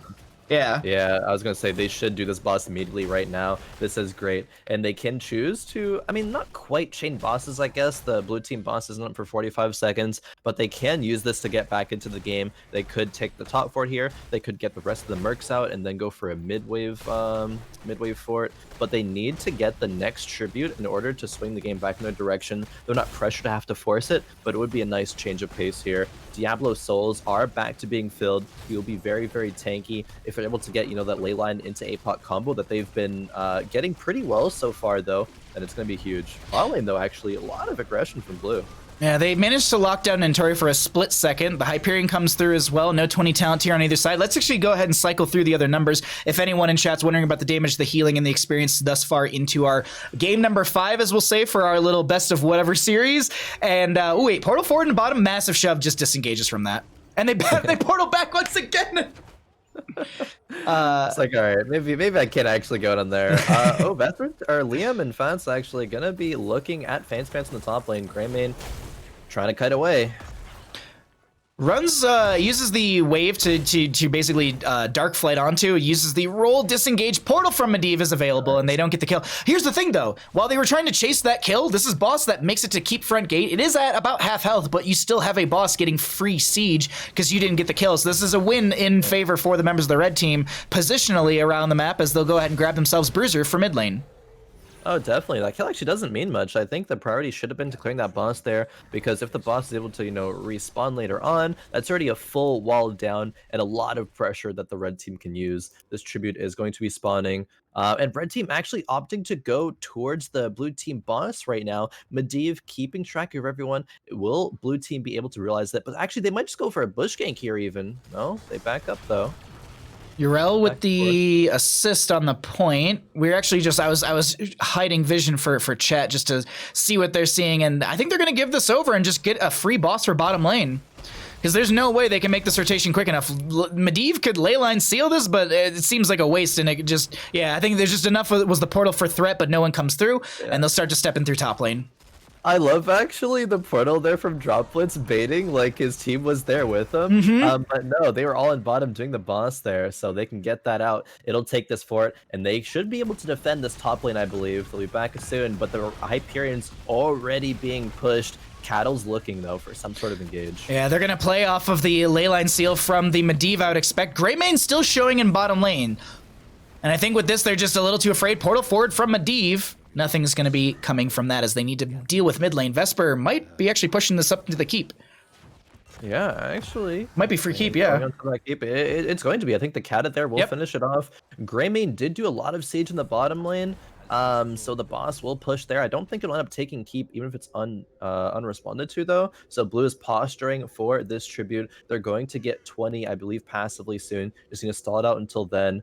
Every single member of red and blue is here, though, so they'll be looking for this engage. Blue needs to make sure they're able to secure this, or red team will have such an advantage from it. Vesper ready for the dive over the wall, will be going for it onto Fancy Pants, gets the Righteous Hammer back. There's a leyline seal on the left-hand side that's going to be having an Apocalypse underneath it. Snowball comes out from the Mei, which is going to avalanche them back. There's going to be Vesper diving in. Hellgate from Cattle, and that's defensively, not even to utilize it to maybe set up a kill, as they'll mount up and back off. 20 talent here on both sides, but here's the thing. We talked about this earlier. Bottom lane is going to be having a keep going down to the boss, which is massive for them. This boss won't end game. Fancy Pants trying to get the channel right now. The boss should go down to the core itself, and you can see that on the mini-map. There's a route onto the Diablo. No Apocalypse up and available for 60 seconds here, so maybe they're waiting for the leyline seal, or the leyline seal might be waiting for that one. Khroen, this is just such a stalled out fight. No one going to be going down. There's the leyline seal into 2. Mecha Explosion will be coming out. Have they timed it out right? Massive shove will defend the 2 members that would have been hit by that one, as there's a light bomb going out. There's going to be a cryo freeze, but it's not going to be enough. Fast taking a lot of damage. There's going to be the Gladiator's Medallion as well. There's going to be a leap of faith that doesn't save Diablo, and Heavy did their best. Souls to be reset on Diablo as they come back into this. Greymane goes down, and Tori going to be losing the mech, and they're going to be losing their pilot form. They do have the concussive blast, but it doesn't save them, and now Heavy trying to walk out of here with Droplets, and I think this will be the objective going over to the left-hand side. No, I don't think they care about the objective. They want to end game here, Khroen, and this is such a good call. I think so. I think red team doesn't have that much damage available. Maybe Medivh can make something happen here, though. Cattle going aggressive. A good ley line there. There's no APOC for 8 seconds, though. Cattle's going to be in danger here. Fats goes on to Heavy. They're looking for that Cattle again. He's gonna have a shield soon from droplets, though. I think they're wasting too much time. They maybe should just already started hitting core. They need to be mashing onto core right now, and this is 80-some%. They've got catapults. They need to clear out the wave. There's another avalanche out from Mei to force them back. Leyline seal once again. Don't forget there's temporal flux out from the Medivh as they find the apocalypse underneath this, and this is just a light bomb. They're just using all of their defensive tools to buy time, but it's just not enough. Vesper is on the far side of this. They might get some kills, but Vesper is slapping the core with a righteous hammer, and that'll be game over to the side of the blue team. GG. Well played.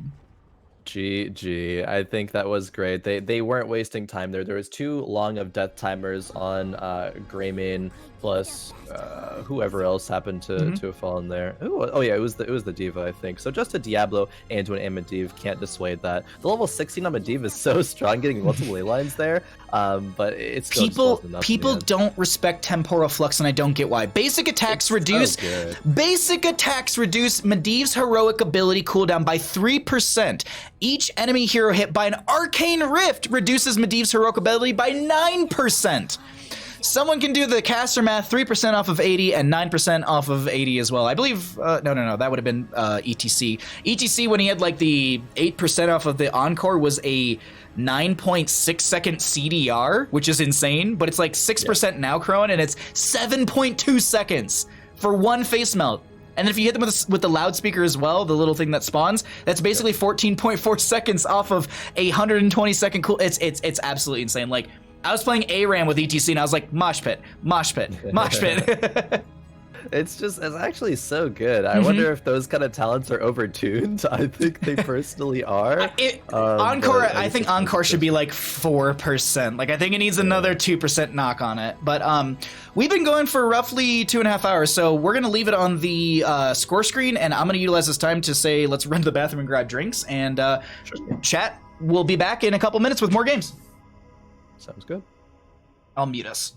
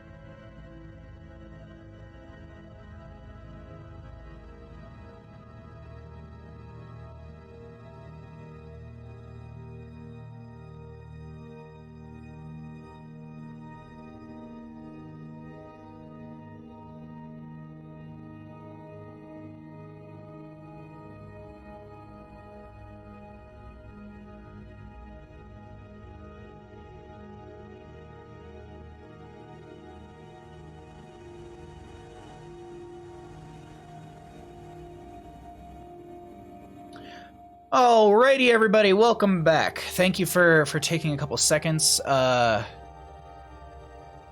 Rounded up to 5% CDR. Wait, what? Oh, they're talking about Encore. I was just like, wait, what? No. Yeah. Nerf it harder and harder. Just get rid of it. No. Either way, honestly, though, like, I think it's too strong at any capacity. But like it's cool because people are taking Encore now. But yeah, I just think it's. When you're giving CDR that massively to Mosh Pit, it feels bad on the receiving end. Basically, it's because you You can't just like bank off the fact it's just like, all right, 2 minutes. I don't have to worry about mosh pit for 2 more minutes. Yeah. But now it's just whatever. It throws everything off there. Yeah, like those timers, those are so important actually, keeping track of them. You're not able to keep track of how many W's ATC is getting off, and it could be up at any time. They're like, all right, just watch out for it permanently, I guess. Like, I don't know. I guess Gladiator's medallion kind of helps, with that, but even still, I don't know. Yeah, because like it's you're not that Leyline Steel's an 80-second cooldown, but like how many autos has Medivh gotten onto an enemy hero? It's like you're not counting those singular autos. So you're not you're not tracking that in real time. It's just like actually impossible. Like unless you're an actual like robot. Like it's But either way, we're going to get into at least a couple more games. Let's actually update our little score as the blue team won that last game. They're probably just figuring out their little draft, and we will get into another lobby. We haven't seen Volskaya today. I'd love to see a Volskaya game. Oh, that's interesting. I like Volskaya as well. Actually, specifically, of course, I like Hanzo, right? I don't think we've seen Hanzo today. I guess Hanzo not really priority, but I do like him on that map, though, for sure. Well, it's, in my opinion, Hanzo's is still, like, top tier. It's just maybe the players or the compositions they put forward. Like I feel like if we had Noah in one of these games, we'd be seeing a Hanzo, because, like, Noah's a notable Hanzo player. Like, if I see them, I'm like, oh, I hope they get Hanzo, because, like, they're going to put in some work on it, and it's always exciting to see them play that. But, like, well, Sky is a great map. Like, Infernal Shrines is a great map for Hanzo. You can go Explosive Arrow. You've got, I don't know, like Dragon's Arrow is such a good AoE setup, and maybe you could make arguments that what they had was better in those moments, but, like, scatter value, Sonic Arrow being able to have some sort of vision those are massive and critical moments in some of these games that could have changed things around. But realistically, Khroen, you know what I want to see? I just want to see some Lili play. I'll be dead serious. Like, I want to see someone pick up Lili for funsies. Like, I want to see one of these GM players hold Q for 25 minutes. Just I don't share the same Lili love and sentiment, but I respect it, and I hope so, just for your sake, that we see a Lili here. It's like here's the thing: when you do so much casting, you see a lot of the same meta, the same things. Like you start to just sit there and be like, play something else, and I want to see like Cho'Gall or like so it's like for example, we're setting it for a Dragonshire map right now. Like it'd be great to see a Chen with like Wandering Keg, and Cattle on Twitter was like, the day I play Wandering Keg, Chen is the day I uninstall. But here's the thing, on Dragonshire you can make an insane argument for Wandering Keg. Like I've actually seen, I want to say it was Vesper or Liam played Wandering Keg Chen and purely used it to zone off the enemy team. It was like Urel or Rexar or something, but they just used Wandering Keg to force off the enemy member so they could channel Dragonite in mid. It was just super well played, and there's a lot of good opportunities. Plus, Wandering Keg is just pick it instead of Stormwrath and Fire. I know Stormwrath and Fire is all meta and keeps you alive, but it's fun to be a barrel and push people around. That's just my argument. There are some cool niche scenarios that a lot of heroes can be utilized for. That's kind of like the development idea that HOTS devs have with their hero process, is that stuff can fit into that niche. I think Wandering Keg Chen does fill a certain niche, arguably not quite as strong as other things, but if you're able to make a comp that utilizes it well, sure, why not? Like, go for it. Like, and also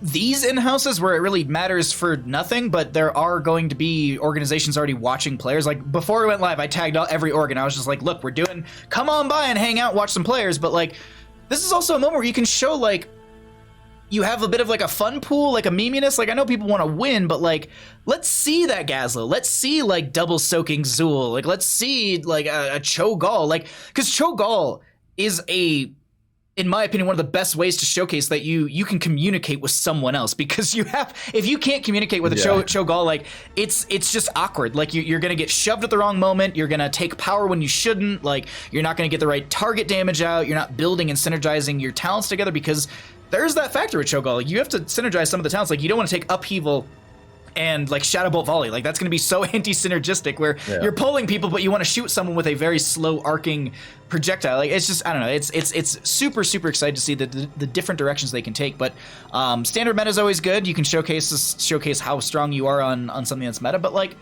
just give me fun stuff. That's what I want. Yeah, usually people are going to just generally posture towards being more like, meta slaves, wanting to do it meta. There are a couple of players in specific, one of them being was it, Justing, who wants to break the meta a lot of the time. You know, we saw years ago, Justing was one of the forefront kind of pioneers of, you know, the tank Zool and things like that. There's a lot of wild ideas out there, you know, even things like Abba solo support. Like people wouldn't generally be like, oh no, that sounds like it's bad, it's not meta. But there are certain players that are willing to bring these creative ideas in, and they sometimes they stick and they make some really good ideas into just strong compositions. So always going to be looking out for players who can take that creativity and make it work. Main tank Zool, main tank Uther, main tank Deathwing, main tank Blaze. Like, there's a lot of these things that are considered non-tanky things, but they've brought them in. The best example I will ever say, and that I ever remember, is going to be Colorado School of Mines Tespa Collegiate Series Spring, where they were main tank Asmodan, and then they had a Maiev and a Genji, and they just and I think they had an Ana as well, and they just roamed around the map, and they just used Asmodan's body to absorb the damage, and then just killed everyone with I want to say it was Maiev and Genji. It was such a good game on Volskaya Foundry. Like, I will never forget that game. But anyways, we're on Dragonshire. Let's talk a little bit more about this map. We talked about Wandering Keg in the top lane. We actually did not swap the scene over because I am good at what I do.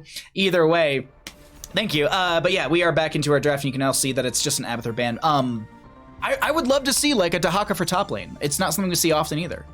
Oh yeah, I actually love Dahaka on this map. I think it's super good. We get some of those more, I guess I'll hesitantly say cheesy bans out of the way there with Abathur and Lost Vikings. I don't really like using the term cheese, I guess, but just for lack of another word. We'll just call it juicy. We'll call it a little juicy, a little piratey. Yeah, for sure. Back to Dahaka though, I think Dahaka, if he's able to get top wave priority, having the potential to dig onto bottom lane and secure kills there is going to be very strong. I like globals a lot on this map because if you're able to catch a member of the opposing team out when they're trying to secure a shrine or something, they're just like a slightly too far forward, boom, you can just press the go button there and punish that, and even convert that into a lot, like a DK, some Merc camps, and then a DK. You can do a bunch of that. Oh, but first pick Khroen is going to be coming out, and well, Khroen's either seen ban priority or first or early priority in a lot of the games that we've been casting, at least with the draft. So no Diva this game, which is exciting. No Yrel, which is also kind of good because I'm not sick of seeing them, but just like, let's see those other heroes. Like, this is why you'll slowly, after doing weeks of exhibitions with me, Khroen, you'll slowly understand why I want to start seeing Lily and just like these off-topic heroes, because like, it's going to be Ana, it's going to be Yrel, like it's going to be a lot of these standards, but either way, we still see an Ana Li Ming to start things out. That's a great nano boost target. You also have reset and burst potential with the Li Ming and just poke in general. I like that 1-2 punch out for our red team. For sure. The thing I am concerned about, though, is Dragonshire is a map where you need to be able to rotate effectively, or at least hold bottom lane safely. I like being able to control the rotate with a wave clear tank.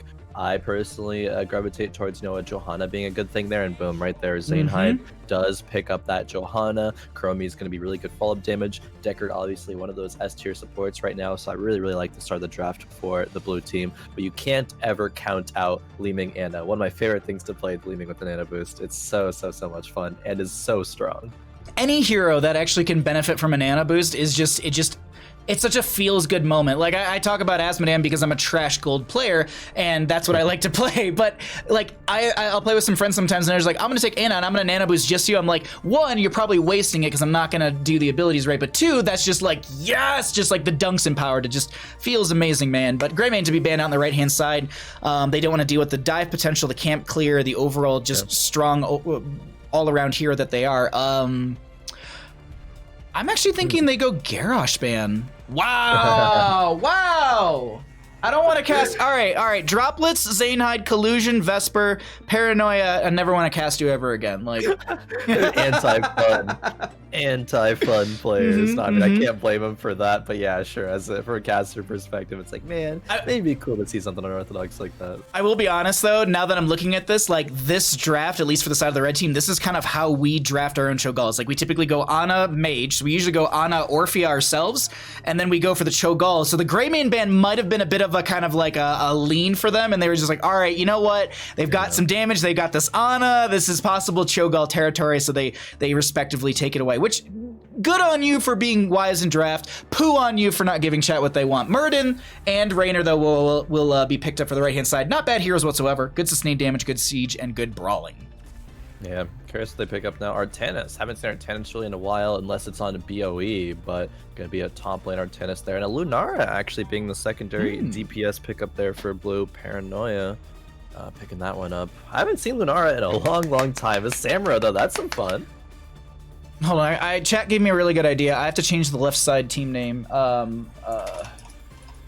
Team No Fun is the blue team, by the way, now. So, Samuro that will be grabbed for the right-hand side.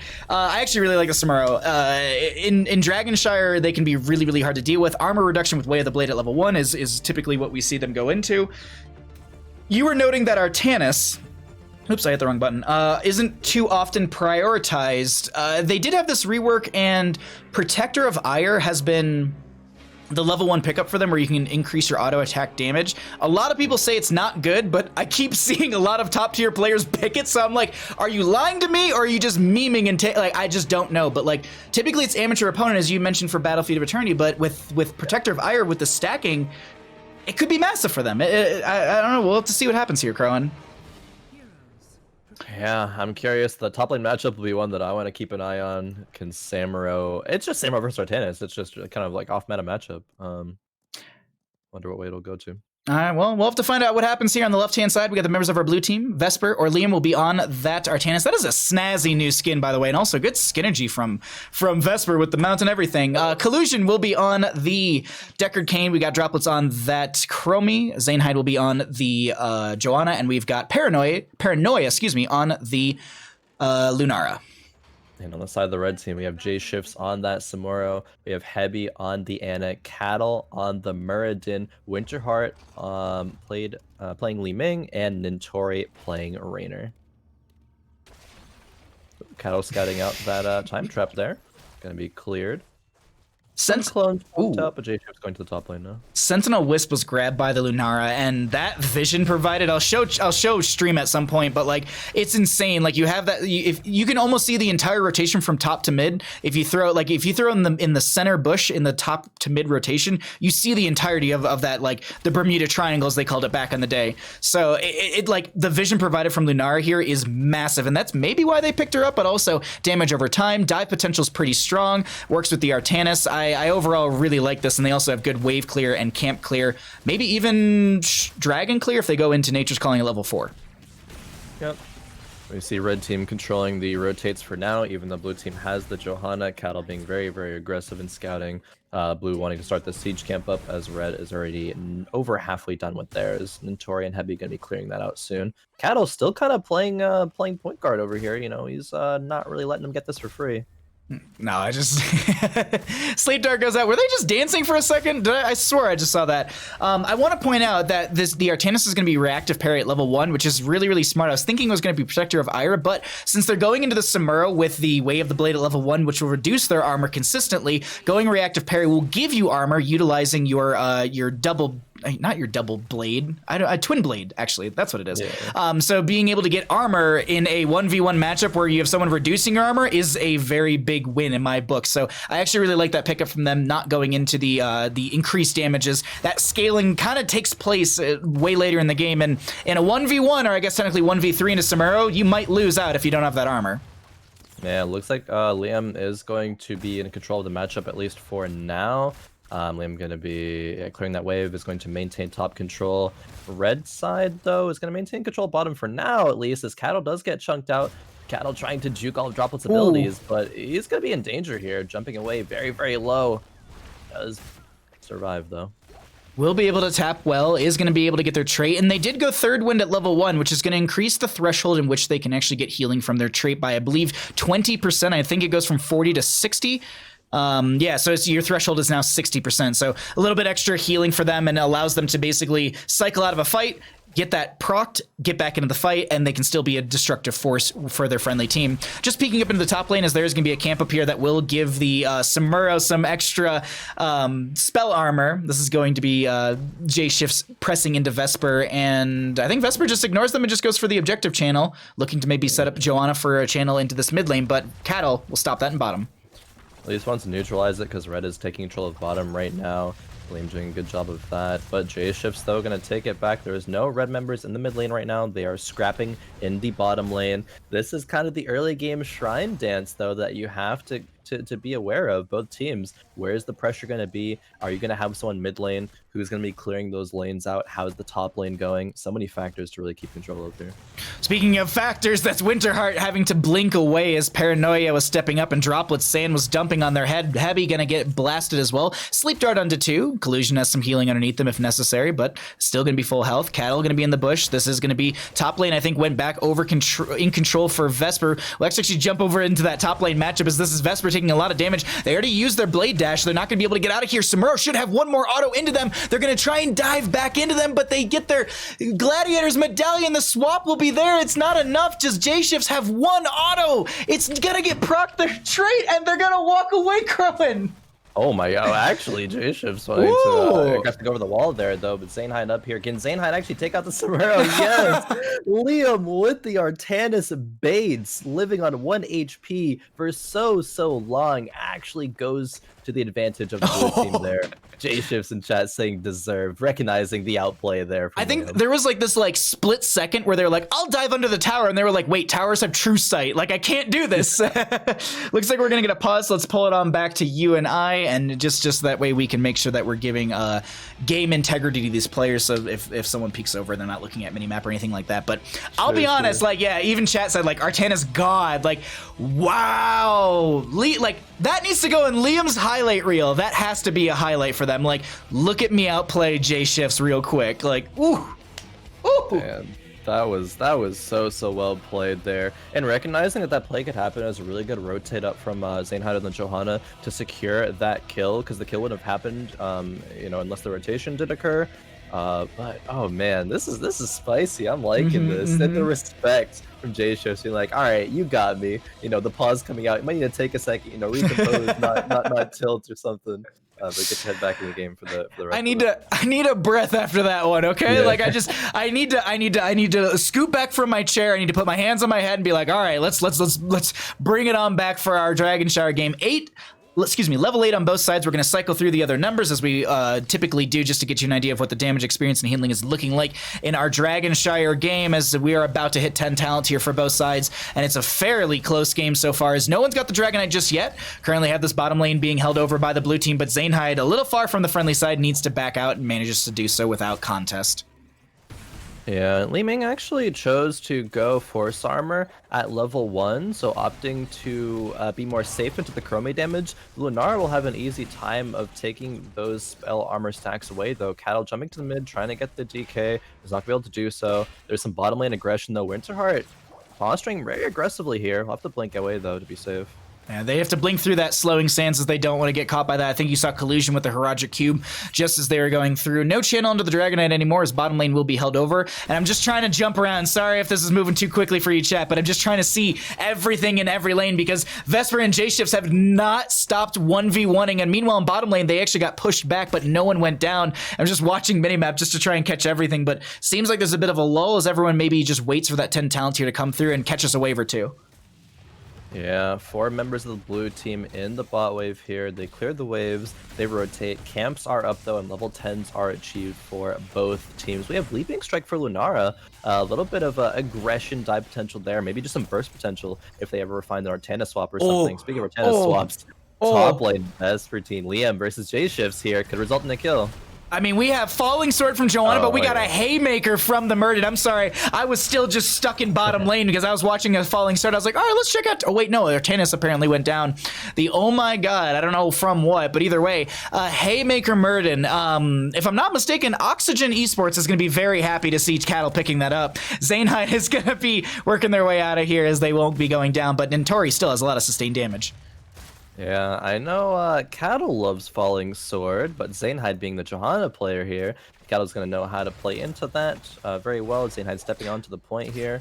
See some aggression happening. Oh, the Nano Boost comes out. Whoa! The Haymaker goes in. They don't even need it. It's just basically going to be a punch to Khroen. Li Ming will find the kill. Meanwhile, that will be Dragonite in mid lane grabbed by the Rainer. Felt bad after farming him the first time. Wow. Vesper just giving over free deaths to Samuro. I wish we actually caught that 1v1 previously, but either way, Dragonite will be picked up by the members of the red team, sieging on in through mid lane.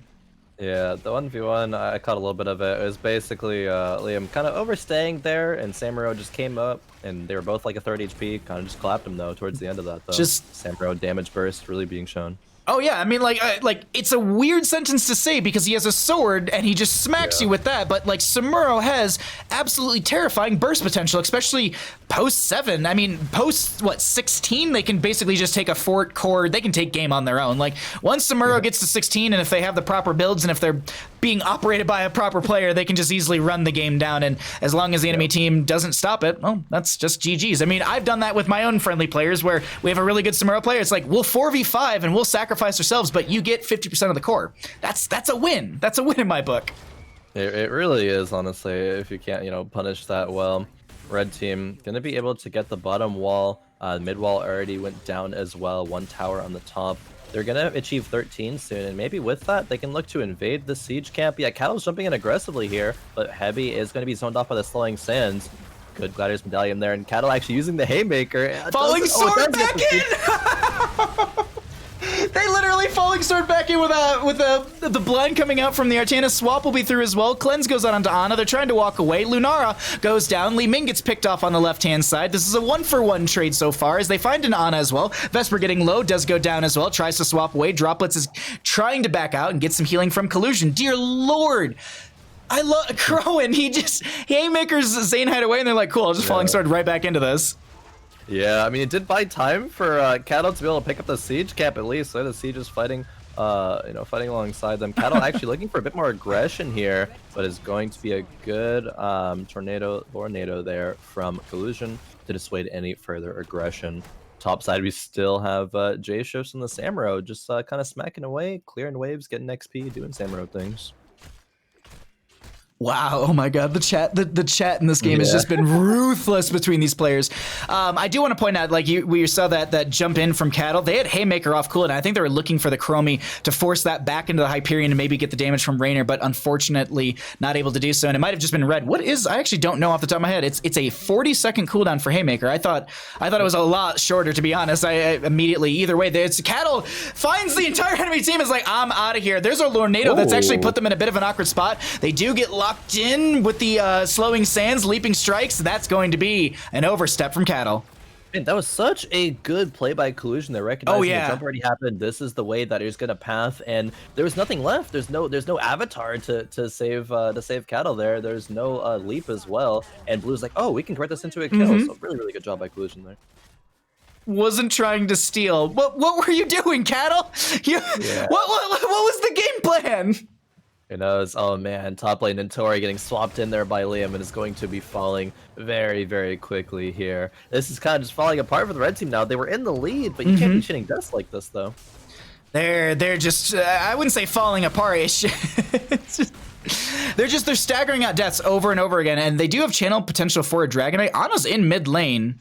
Oh no, but they do already have someone in top lane going to convert this back over. So Samuro going to hearth back, and seems like we're kind of in a bit of a pause in the game as we are looking for 16 talent here on the side of the red team. Not too far off on the blue team, but they got about half a level worth it.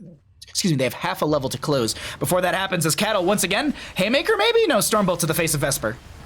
Oh man, that jump got canceled there. Now he's in danger. He's gonna get bursted out here. Some heals come out from Heavy. Are they gonna be enough though? Falling Sword goes in. Cattle's gonna go down. Is there any more I'm able to achieve here? Wow, with the stands coming out from Khroen, they're going to be able to find a kill right there. They have the availability for a Dragonite, but no one will be there in time. And this is just going to be 16s up on both sides with the with our red team just having a couple staggered death. This is feeling a little shaky here. I wonder, was the Cho'Gall banned so much that it threw them off their entire draft? Like, was the it feels like I've seen some games where like the Cho'Gall gets banned out and it just throws off the entire team and they just don't have really a secondary draft in play. I mean, I don't think so. I think they were controlling the game well. It's just that after Cattle died that one time, there's just been 4 deaths since then, right? It was that, and then the Rainer, and then now the Anna and the Muradin again fell. So it's just a little bit of I think a combination of good on the blue side, recognizing, hey, we can convert these mispositions, I suppose, or bold positionings from Cattle, convert these into kills, and looking more onto it. We've seen engage in the bottom lane here. That's a falling sword, but they end up wanting to go on Cattle, who's looking for the Haymaker positioning, or at least they're just trying to get out of here. I'm not 100% sure. Winterheart will be on point. Zanehyde steps in over here as well. We do have currently the Samuro versus Artanis in the top lane. Let's actually quickly jump up there. That's actually J-Shift's chasing onto Vesper, and so they're going to be on the losing end of that on the side of the Artanis. Li Ming going to try and find a combo. Haymaker goes on to Zanehyde, and they're looking for the last little bit of damage. Cattle with the body blocking, but Notori doesn't have the autos to get in here just yet. The shield glares are a little too much. Is there going to be the last little bit of damage? They find it finally with the Muradin, actually. That's going to be the Lunara going down as they chase in further. Collusion with the Lornado, as this is just going to be, I believe, Vesper, who had to fully leave the top lane. Samuro gets the objective, and this is Dragonite. Second one of the game for the members of the red team, if I'm not mistaken. All right, now they're bringing it back. They're recognizing the dominance that Samuro can display in that 1v1, and they're winning the other 4v4 as well. Some great plays by Cattle there, recognizing he can still go aggressive in those times. The Deckard potion didn't come out in time to save the Johanna. They're looking for even more aggression now. Cattle just showing no fear here. So they just get a siege into bottom lane keep. This should be confirmed, and this will be Samuro almost getting the mid lane fort, but they leave it to the wave. Very, very smart. They rotate this Dragonite in. They can actually take game with this. There's going to be Lunara and Joanna back in a couple seconds, but they're looking to maybe end game. I'm not 100% sure on their posturing. The way that they're moving through the lane just shows that they're unsure of how they want to end, but it seems like there's mid lane keep calls. Dragonite's still up for 30 seconds here, Khroen. Yeah, they were probably thinking about it, recognize the blue team is all spawning now. They don't want to rotate aggressively into that keep, otherwise they might get picked off in the rotation there. But Johanna looking for an aggressive falling sword, not able to hit anyone though, and Cattle looking for the re-engage here onto Chromie. Collusion's going to be kicked away by the Dragonite. Might have been a bit of a mistake right there, because Cattle was right on top of Collusion's face. Might have actually had a Haymaker into the friendly team, but either way, that's going to be a body into the Joanna. Collusion so very low is going to be able to get out of here. They rotate towards their keep. That's going to be some damage out from Samuro, and the burst potential is real, and they find the kill into the Artanis as Muradin also finishes their baseline Stormbolt quest, and they're not going to try and end here. They back off, and they look for map control. I like that. I think ending here could go very wrong. You can give a lot of unneeded XP to the blue team. A Winterheart is, you know, about a 4th mana, maybe a bit lower right now. Maybe if it was full mana, could look for it. But instead, they're going to be taking out all of these Merc camps. They're going to get 20 and just control the pace of the game from there. If they're going to be able to achieve 20s and get a DK from there, they can then safely end the game at that point. So I love the control here from Red. Oh my god. Oh, Hebby's back hooting, and it's just too strong. That's really okay, yeah. Apparently Hebby's little brother was playing earlier, and Hebby might have just gone to get a monster, or maybe ran to just swap over their laundry. Sleepers. Oh. Sorry. Okay, actually just taking some bottom camps and looking to end here though. They're down 20s but still engaging. Zanehyde being so aggressive here. They get the swap onto Heavy.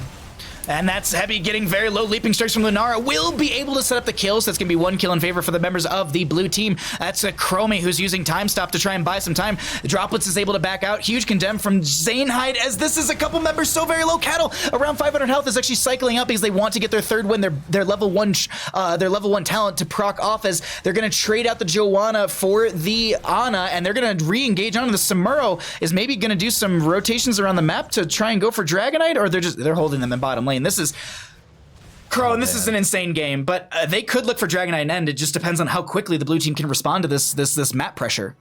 Yeah, red team, they were very, very low. They're going to be able to get those taps out. Samurai's already in position top lane. Man, they're down 20s, but they're like pressing the go button. The confidence there by blue to make that play happen. Liam to get that swap onto Heavy there was huge. Trading a 1-4 in this scenario is so good because it gets you closer to your 20s. So I like that play. I like that it worked out. Cattle looking for maybe some sort of a flank on the bot side there. Blue gets the shrine, but backs off. Ah, man, 20s are still a bit of a ways away, though, for blue. They can't really afford to give a DK, I don't think, otherwise they might lose the game. Maybe they gotta look for another pick, though. Dragonites here. They're going to set up around this so that they can deny that. Or, as you said, look for a pick. Joanna's just getting back to the friendly team. J-Shift and Cattle are over here. They're looking for Vesper. They're trying to get some sort of CC onto them. Swap goes out, but it doesn't connect. That's going to be J-Shift still autoing into them as they move back into the mid lane where there's going to be a fight breaking out. And Tori needs to back out as there's going to be the blinds from the Artanis. Cattle jumps in. There's going to be a stun out. There's a Lornado as well, and Cattle does not get the haymaker they might have been looking for. Chromie's still dumping out damage. We do currently have the massive jump in from Cattle just to try and dive into here as Paranoia is so very low, but Khroen, no one goes down. Nah, Winterheart only half of that combo hit, but another re-engage, and the Nano Boost comes out. Liam is going to fall on that Artanis. The red team is going to be in such a dominant position here. Zanehide's going to be the next member to fall. Nintori is going to channel this Dragon Knight as Cattle still goes forward. He doesn't know how to back off. He only jumps forward. Winterheart trying to get a nice little poik combo there maybe, but not quite getting that one. This game should be over though. Oh my god. All chat, this game has been the most spice. It's like they just dumped a bunch of Taco Bell fire sauce into this game as we have Cattle jumping in once again. Stormbolt to the face of Collusion as they're going to be meeting J-Shifts, and that'll be a Lornado, but it's not going to save them. Dragonite is being piloted currently by the Rainer. That's Cattle jumping away, taking a lot of damage. J-Shift's so very low as well. Heavy going to be hooting with some healing, but this Dragonite's got way too much damage and way too much health. And Khroen, it looks like our pretend best of 7 series has gone to a game number 7. GG, well played.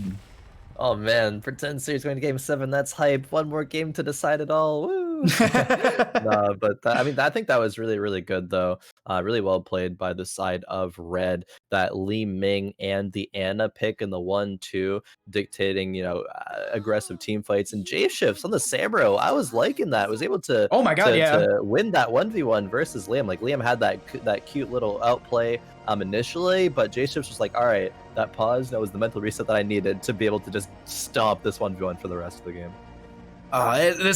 This was such an absolute blast of a series so far we've kind of made up today. Are you good? I know there's like 40-ish or 20-ish minutes until we said we were going to be stopping. Yeah, Are you good to go for one more? Okay, cool. Yeah, I'm good to go for one more, for sure. Cool, because we'll just do that, and then I'll swap over and start trying to do a Bob Ross painting stream. Oh, that'll be interesting. Good luck with that. I want to tell you this, Khroen. I have never in my entire life used oil paints. Like, I have only ever painted with acrylic.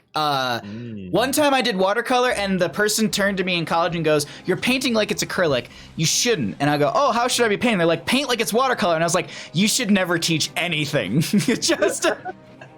And I remember I was like halfway through something, and they're just like, "You're still painting like it's acrylic." And I was like, "I don't know what that means." Yeah, I'm just gonna do me, man. I'm just here to have fun. Like, this isn't for a grade. I don't know what I'm doing. I have watercolors. Let me just mash brushes into the paper.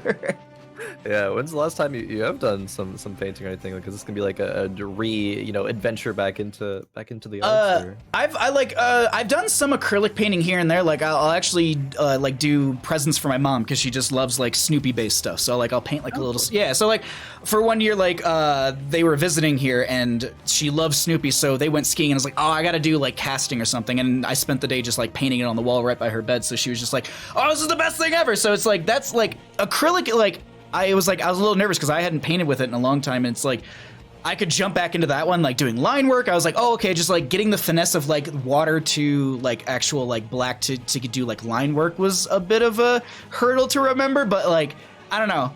We'll follow along with the Bob Ross video and we'll see how we do, but it'll be a struggle.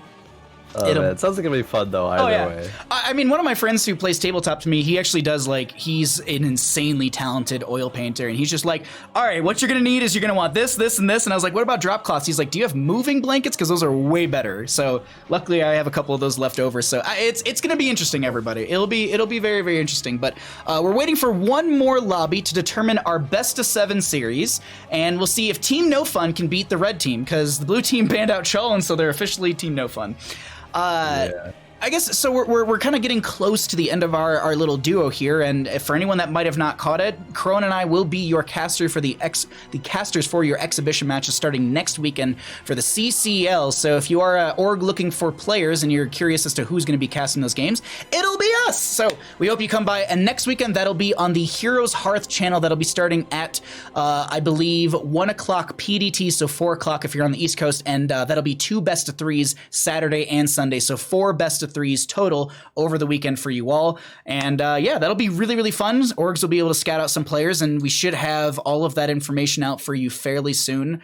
Publicly, we can say that the orgs were given a deadline of Tuesday to give us their players, so we will let players know immediately once we have. We also want to make sure that there's like, I don't know, proper drafts being put out. We're not going to put 4 tank players and a healer together. That would suck. Yeah. That would absolutely suck. It's just like, cool, I'm here for tryouts, and there's 3 other tanks. What? And they're on my team. Wouldn't be a great practice session there. Really, just playing everyone's talents. So. So that'll be super fun. I hope you all come by next weekend for those games. Today we were just like, you know what? Let's hang out. Let's cast a bunch of games together and start to feel out our synergistic ways. And to be honest, you were mentioning that you feel like you do a lot more color commentary. It's been kind of fun just to kind of just basically, we've been doing a little bit of color and play-by-play. It's almost been like some of the League games I watch, where it's just like some really like just like deep analysis, and it's just like fight breaks out. So and then back and forth. So it's been absolutely fun casting with you, Khroen. I'm looking forward to our weekends together. Yeah, definitely. It's an interesting challenge for me trying to learn how to cast heroes here, because as soon as I want to say something, it's like, oh, a fight breaking out, and like, you know, try to transition into that well, and then kind of leave it towards like, you know, you're definitely more of like or better than me, like, you know, hype. There's the action. Here's what's happening, like, you know, making it really good there. So try to pass it to you in those scenarios. Oh, thank you. I appreciate it. It's just blessed to work with you. What are the prerequisites for casting in-houses? I don't believe there's any. You just kind of have to show up when they're doing them. That's kind of how it's been for, I think, everyone. I don't think that the in-house group has really put out stipulations outside of, like, they have, like, you have to vouch for someone if you want them to join the Discord to be a player. But as for casters, I think it's been pretty open. I don't think there's actually any limitations. I don't know of any. I haven't heard of anyone being like, oh, man, I can't cast in-houses because, like, I'm a bronze player or something like that. Like, yeah, I don't know. I think... As long as there's space in the observer slots, because I know those are getting filled up in terms of people wanting to cast and for org scouting and stuff like that. So there might be. I don't know if there's orgs currently scouting today, or if there's just players streaming and casting, or if there's like players literally just hanging out. Like, oh wait, oh no, hold on. Yeah, I was about to say, I just saw who popped into observer. So there are some orgs in our observer slots today. Absolutely. Yep. I think there was another as well, actually, that actually had to get removed from last lobby, and they were just watching his stream instead because there was too many observers in game. So there's at least a couple orgs looking, and I think that's great. I think orgs are, you know, obviously they're going to want to make the best team possible. They're so invested into this, as everyone is. So it's just such a fascinating process. Everyone getting scouted. In-houses are great for players to learn, play with each other, start to work out these dynamics, start to see, you know, just get back into the swing of competitive Heroes of the Storm. Oh yeah, I mean, I say this all the time in the games that I cast for like NGS and Heroes Lounge and stuff like that. Like Hero League, Storm League, all of that, unranked draft, quick match, excuse me, all of that is a completely different beast than custom games. Custom games are...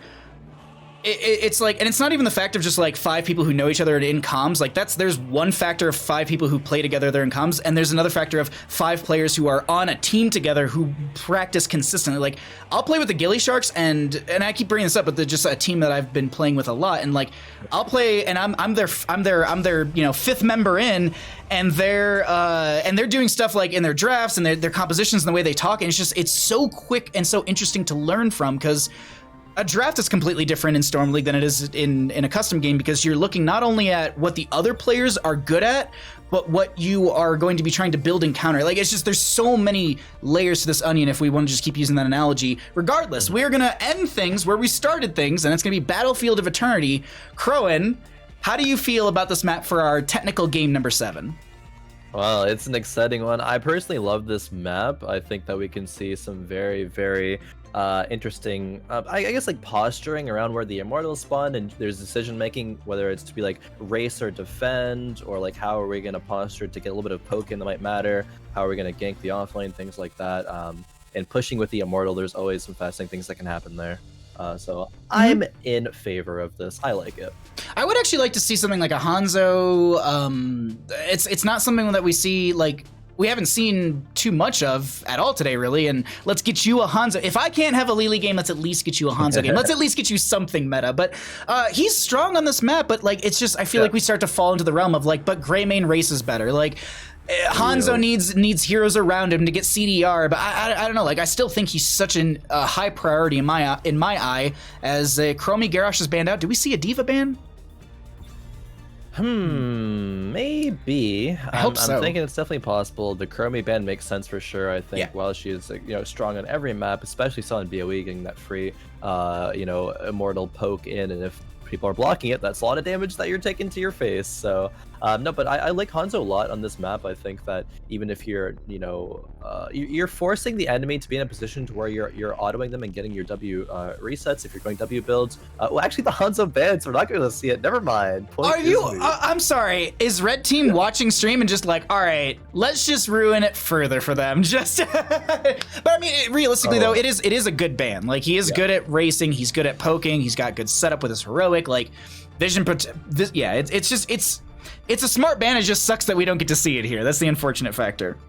Oh well, we'll definitely see a gray main though, I believe. Abathur ban, of course. I can see that being the case. Abathur is super good with those mobile heroes that players do like to pick on this map. The Zeratul and things of the such. Red team gets first pick though. Will it be a D.Va? We see a lot of D.Va first picks. I feel like it is going to be a D.Va. It's just so flexible, so strong. Li Ming, actually, though, being the choice here. I like Li Ming on this map a lot. Will they be able to pick up an Ana with it in the 2-3? Or will blue team take an Ana? Kind of step that away in the 1-2. I like the idea of them taking the Ana to deny the enemy team from being able to get the Li Ming Nano Boost potential. Sorry, I got messaged by something and I had to do it really quickly, so I didn't forget. But either way, Li Ming will be that first pick, and I agree. Like an Ana pickup here would deny it, and that'd be massive. D.Va's coming through, and an ETC. Okay. All right. I don't hate it, but I'm a little surprised. Yeah, I think ETC is fine here. Interesting to that be the tank of priority and taking it over other priority damage dealers like a Greymane or like the Ana to deny, because we see, boom, immediately the Rainer Ana picked up by the blue team there. Maybe it's just they didn't know what else to pick. Maybe it's a comfort sort of thing on the map. Maybe Cattle really didn't want to play another game of Johanna, who knows? Now, I've casted a lot of Hebi. Yeah. Hebi isn't... I don't know if I've ever seen Hebi on anything but a healer, and currently they're on Rainer, and I'm realizing that I think Caesar Salad is a support main as well, so... true. Is Hebi a bit of a flex? Does Hebi play, like, support range? I don't know. I don't know. Well, actually, so on the Discord, Hebi is labeled as support in secondary range. So okay, all right. Well, let's get some range here. I don't think, because I was gonna say, like, and I might be wrong in this, but I feel like I've never casted or seen Hebi off of a support, so this will be interesting for all of us. I would expect this to be a Greymane ban, realistically, though. They don't need the Greymane. Oh, but a Malfurion, huh? Okay, I mean, it's gonna be a free Greymane pickup from the blue team if they're gonna want that. I think Greymane is so good here. You can't mess up on it. And it pairs with the ETC. You dive in with ETC. You dive in with D.Va. You've got the Greymane dive. You still got disengage too.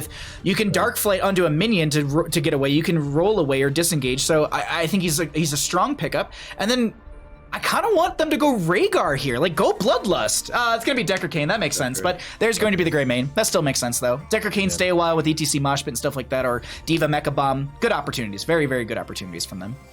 Rhaegar would have been spicy. He would have contributed to a bit more raise. He would have been able to, bite in, follow up. But Deckard can also set up things to fall up off of ETC. Yeah. Maybe just overall a quote-unquote better in the meta support. Cascon very professional as well. Blaze actually being an offlaner pickup for Liam there on the side of the red team. Haven't seen too much Blaze recently. No. But I think actually it's still really strong, so I do like it. And the bunker is going to be huge in terms of saving the squishy backlanders like Li Ming, Ana, Rainer, for when ETC and D.Va are jumping in and everything like that. So D.Va, ETC, Deckard, Greymane. They need some extra damage. Jaina actually would pair into this composition perfectly. You have Moshpit from ETC, Ring of Frost from Jaina, Water Elemental from her as well is a good opportunity. They're actually going to go Tychus. They want to shred... it also gives them more race, so I don't hate it. Gives them Commandeer Odin, which is a good sieging tool as well. All in all, like, I'm not against the Tychus. I just like the Jaina a little bit more as a spellcaster and wave clear potential. But still, I mean, it's not like they have to do massive rotations. They're all in 4 and 1 lanes, so yeah, this is gonna be a good game here. This is gonna be a good game 7 to determine if blue or red is the more OP team. Yeah, I actually do like the Tychus pickup specifically because Red Team picked up Mei. If it was another tank, I might not have liked it as such, but I don't think Mei is really going to be pressuring, Tychus too much, so that Tychus can step up with the ETC, be relatively safe from any like Li Ming combo damage or whatnot. 'Cause I believe, correct me if I'm wrong, but I think Tychus still has the spell shield, or whatever talent at 13. So it's relatively safe and can just burn away the tanks and main blaze. We'll have to see. I'm really interested to see how this works out because that's a big front line coming out from our red team. Let's get into our cast. Someone was saying it's like 4 a.m. in England. I think it's like 2 a.m. right now because I think CEST right now would be 3 a.m. and I think England is BST or British Standard Time or something, so it's like 1 hour prior. So I think it's 2 a.m. currently in England, if I'm not mistaken. Regardless, time zones aside, let's get into our blue team. On the left-hand side, we got Droplets on the Tychus, we got Winterheart on the Greymane, Cascon will be on the Decker Kane, Cattle on the ETC, and Zergling on the Diva. And in the red team, we have Liam on the Blaze, we have Fats on the Mei, Heavy gonna be playing the ranged here, playing the Rainer, Fancy Pants on Li Ming, and Caesar Salad rounding things off here on the Ana. Sapphire for the Decker Kane, looking for more setup to be able to get that slow from level 1. We also do have the Exterminator on Rainer, which is going to give them more race potential since they're going to be dealing increased damage to minions, mercenaries, and monsters, and that monster factor is going to be where the Immortal factors in, and I believe it's 120% when they are going to use their Inspire, and baseline it's 75%, no 50% increase, just baseline itself, so always going to be dealing more damage regardless on that Heavy. Interesting pickup right there. Yeah, definitely. I see a little bit of some spicy all chat I saw again. that. I saw that. Jimmy, we lost. Maybe Heavy is just a god on support and on range. We'll see, though. It's either that or Cattle Flame, and Cattle, sweet boy, would never flame anyone, so we'll have to see what happens here. And I'll do my best to pop into the top lane here and there, because it looks like we do have that Blaze Diva matchup. Power Slide from ETC, they're going to be setting up onto the Mei, who's going to just get the icing away as well as that Cryo Freeze. Peeking up in the top lane, still just going to be a little back and forth. They actually rotate down to help out the friendly team. Yeah, it's looking like maybe a 5v5 actually on here. Oh, great combo by Fancy Pants. They're chunking out members of the blue team. They're going to be forced out. Fats going in. Cattle sliding away, though. Zergling down here to support the rest of the squad. But I think Red Team has the advantage here, of course. Heavy just gonna take a little bit of damage from Diva as they boost away. Our first objective phase will be announced in 1 minute roughly, and it's up and available for contest at 3 minutes into the game. Most Heroes of the Storm maps have that as the standard. 2 minute 30 is the announcement. 3 minutes is when you have the actual phase happens. There's a few maps that have a shorter timer, and we can talk about that at a different time. But we have this chase currently happening still as there's a cleanse Blaze. I don't know if they were going for the jet propulsion into Cattle or if they were just trying to make it into top lane to not miss the soak, as Diva's been pushing that wave up and slowing them down in the rotation. Will deny soak into Vesper. Very well played from this is 200 IQ value from Zerg. Yeah, oh my god, Blaze gets just bodied by all this as they're gonna go on a bit of an adventure. They're going to try and heal up over here. Zergling with the far rotation. Khroen, what is this? Oh, no, it's just bullying Liam here. Cattle is going to, chase. There's going to be a Greymane rotation. Liam Wiz going to fall here. Maybe a bit of an overcommitment in terms of securing that kill, but either way, they won't lose too much soak here. Zergling going immediately back up into the top lane, picking up that wave. Greymane, Winterheart doing these Merc camps, and man, that was such well played by Zergling to set that up, though. Just the Diva bop right into them. Heavy told me to say, you don't. Oh my god. What is happening? Oh, like the descent into madness that has happened with today's in-house is just the absolute best. We are 5-4 in levels, 1-0 in kills, and our first objective phase is up and available. North to south positioning, this is standard, but Heavy with the penetrating round backwards. Haragic Cube doesn't connect them, but Winterheart dives in and is going to be able to solidify the kill. Secure the kill, and they'll be able to walk away with an extra one underneath their belt. You guys are such losers. Droplets is getting low Khroen, but they're able to get out. Yeah, some aggression here. The blue team is going to have the advantage. 5 members up on the 4. of the red team here. There's still some aggressive posturing here. They're looking for some damage, looking for a charge there as Liam onto Cattle, gonna be chunked out, is gonna be able to escape here it seems though. Zergling has bomb available. Mecha Explosion is gonna be coming out. Fats is just trying to walk out. The slow will be there. They get bopped by it. Not a whole lot of damage into that Mei, but first Immortal phase will be in favor for the side of our blue team as they have gotten that first half of the erase very quickly for themselves. And Zergling in this pilot form is shredding, but let's not forget about the fact that there's Tychus and Greymane. Blue team's blue team race is terrifying. Yeah. It's really good. Greymane being, you know, of course, one of the best racers in the game. Li Ming, I'm looking at the talent. I'm looking at Aetherwalker. I know it's been buffed, but man, do I hate that talent. Actually, it's oh well. I think hopefully it'll be good here though. Hopefully, Fans can make a case for it, and I'll stop hating it. And I'll stop hating it. Just. 7 in favor for the members of our blue team as they're pushing on in through this top lane. Front gate, 7 talents here not too far off. Sleep Dark connects on to 2. Immortal's going to be getting the front gate. Do they get the forward? Typically, it's usually just front gate, and getting more than that is very massive for a team, as Vesper's going to get CC'd a little bit. They're going to be zoned away. Cattle going to be still chasing on into them, but they might have mistakenly chased too far as they're going to get chased themselves. Fats has the slows. There's going to be Vesper with some slows as well. ETC face melting away, power sliding out. There's no way you live from this ETC, and they're going to go down to the combo from Fancy Pants, but Immortal still still secures the top lane for it, and that is going to be a massive win for our blue team as they have periodic catapult pressure through top, as well as passive experience gain. Yeah, Winterheart trying to do some cheeky siege camp up here, but red team going to say, no, thank you for leashing that. We're going to take that right away. They are going to get the bottom lane one, though. Overall, the ETC death, as you said, is still worth it because they were able to secure that top fort there. Passive XP and Katas. What does red team do from here, though? I mean, they're just pushing out the waves. They actually might get some top wall here to even up the XP numbers. Cattle being really aggressive here, though, just trying to dissuade the push. Ooh. Yeah, Fats.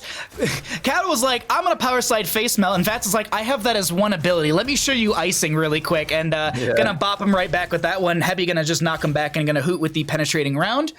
Camp to be cleared out. Immortal phase should be coming up fairly soon. I believe it's a 1 minute 30 counter from when the Immortal dies to the announcement, and 2 minutes total to when it's up and available for contest. 10 talent here, not too far off on the left-hand side. We're going to cycle through the other numbers for all of you in chat so you can see the damage healing experience as Heavy is being bullied by Cattle, but they're going to be forced back. No one goes down, and the slight experience lead will still be held by our blue team. Yeah, a little bit of value there, making Heavy use that medallion. Is able to be safe though. 10s are going to be achieved from blue when this Immortal is spawning, so they'll be able to dictate the course of this. Like, it's just such unlucky timing there. Ooh, wow. Used Heavy though with that penetrating round, able to interrupt the Cattle on the ETC slide there.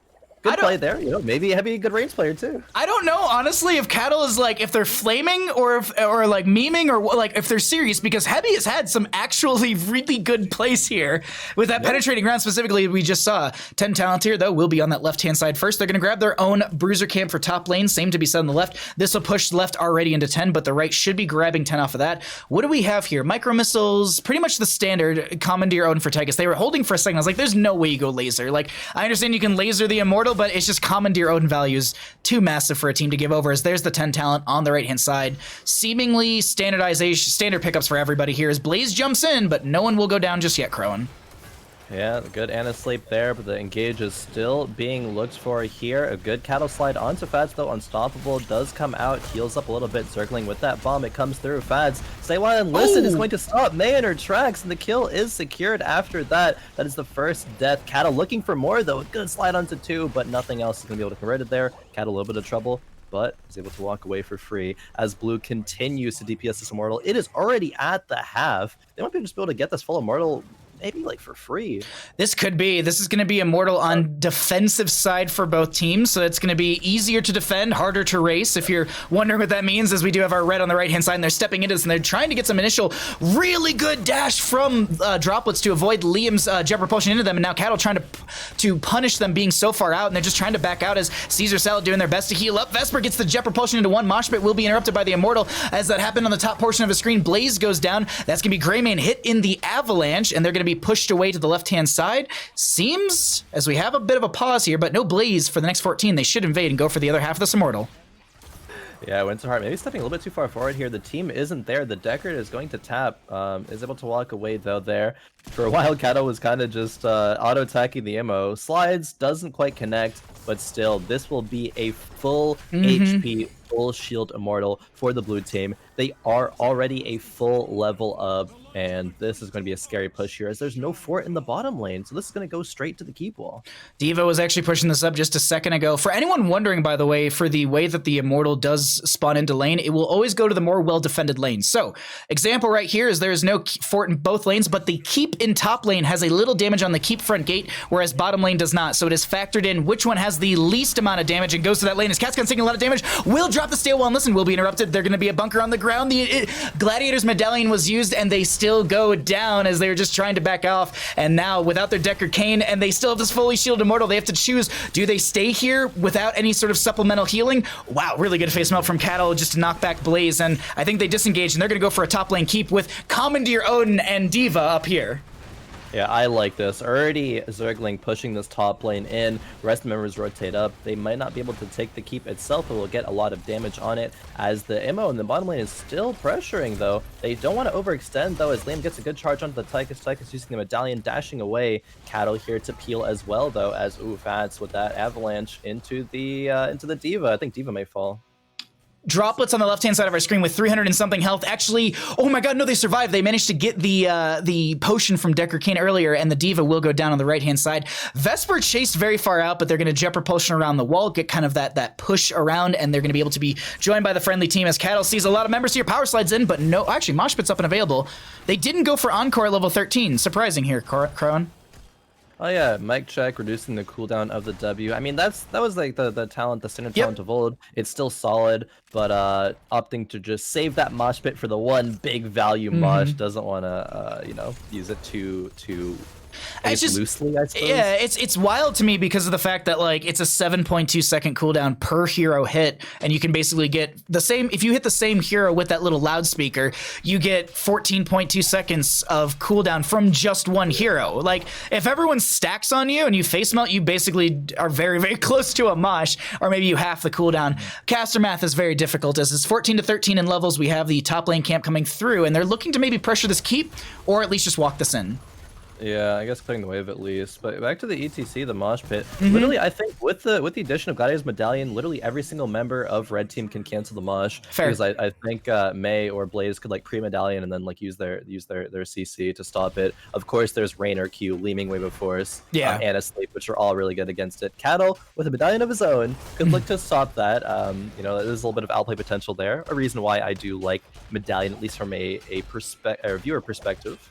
Yeah, I mean, you Q1R. Like, depending on what you have medallion, I might be F for some people because I've seen a lot of them rebind into that. But like, you might just QFR. So you basically power slide in, you get your medallion, and then you get your mosh pit immediately after. It is a 1 second. It is a 1 second cleanse, but still, I mean, that 1 second window is what you just might need. This is a full race between both teams, and it's going to be fairly close, 15,000 to 13,000.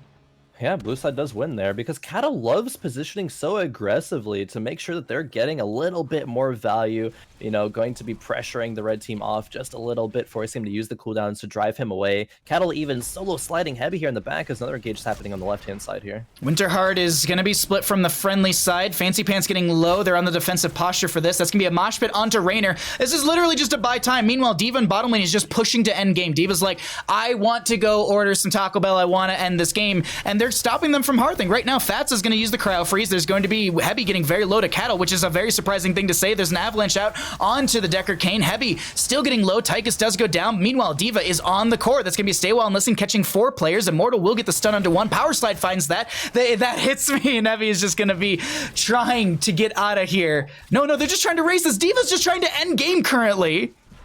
What is happening here? Is he actually able to do this?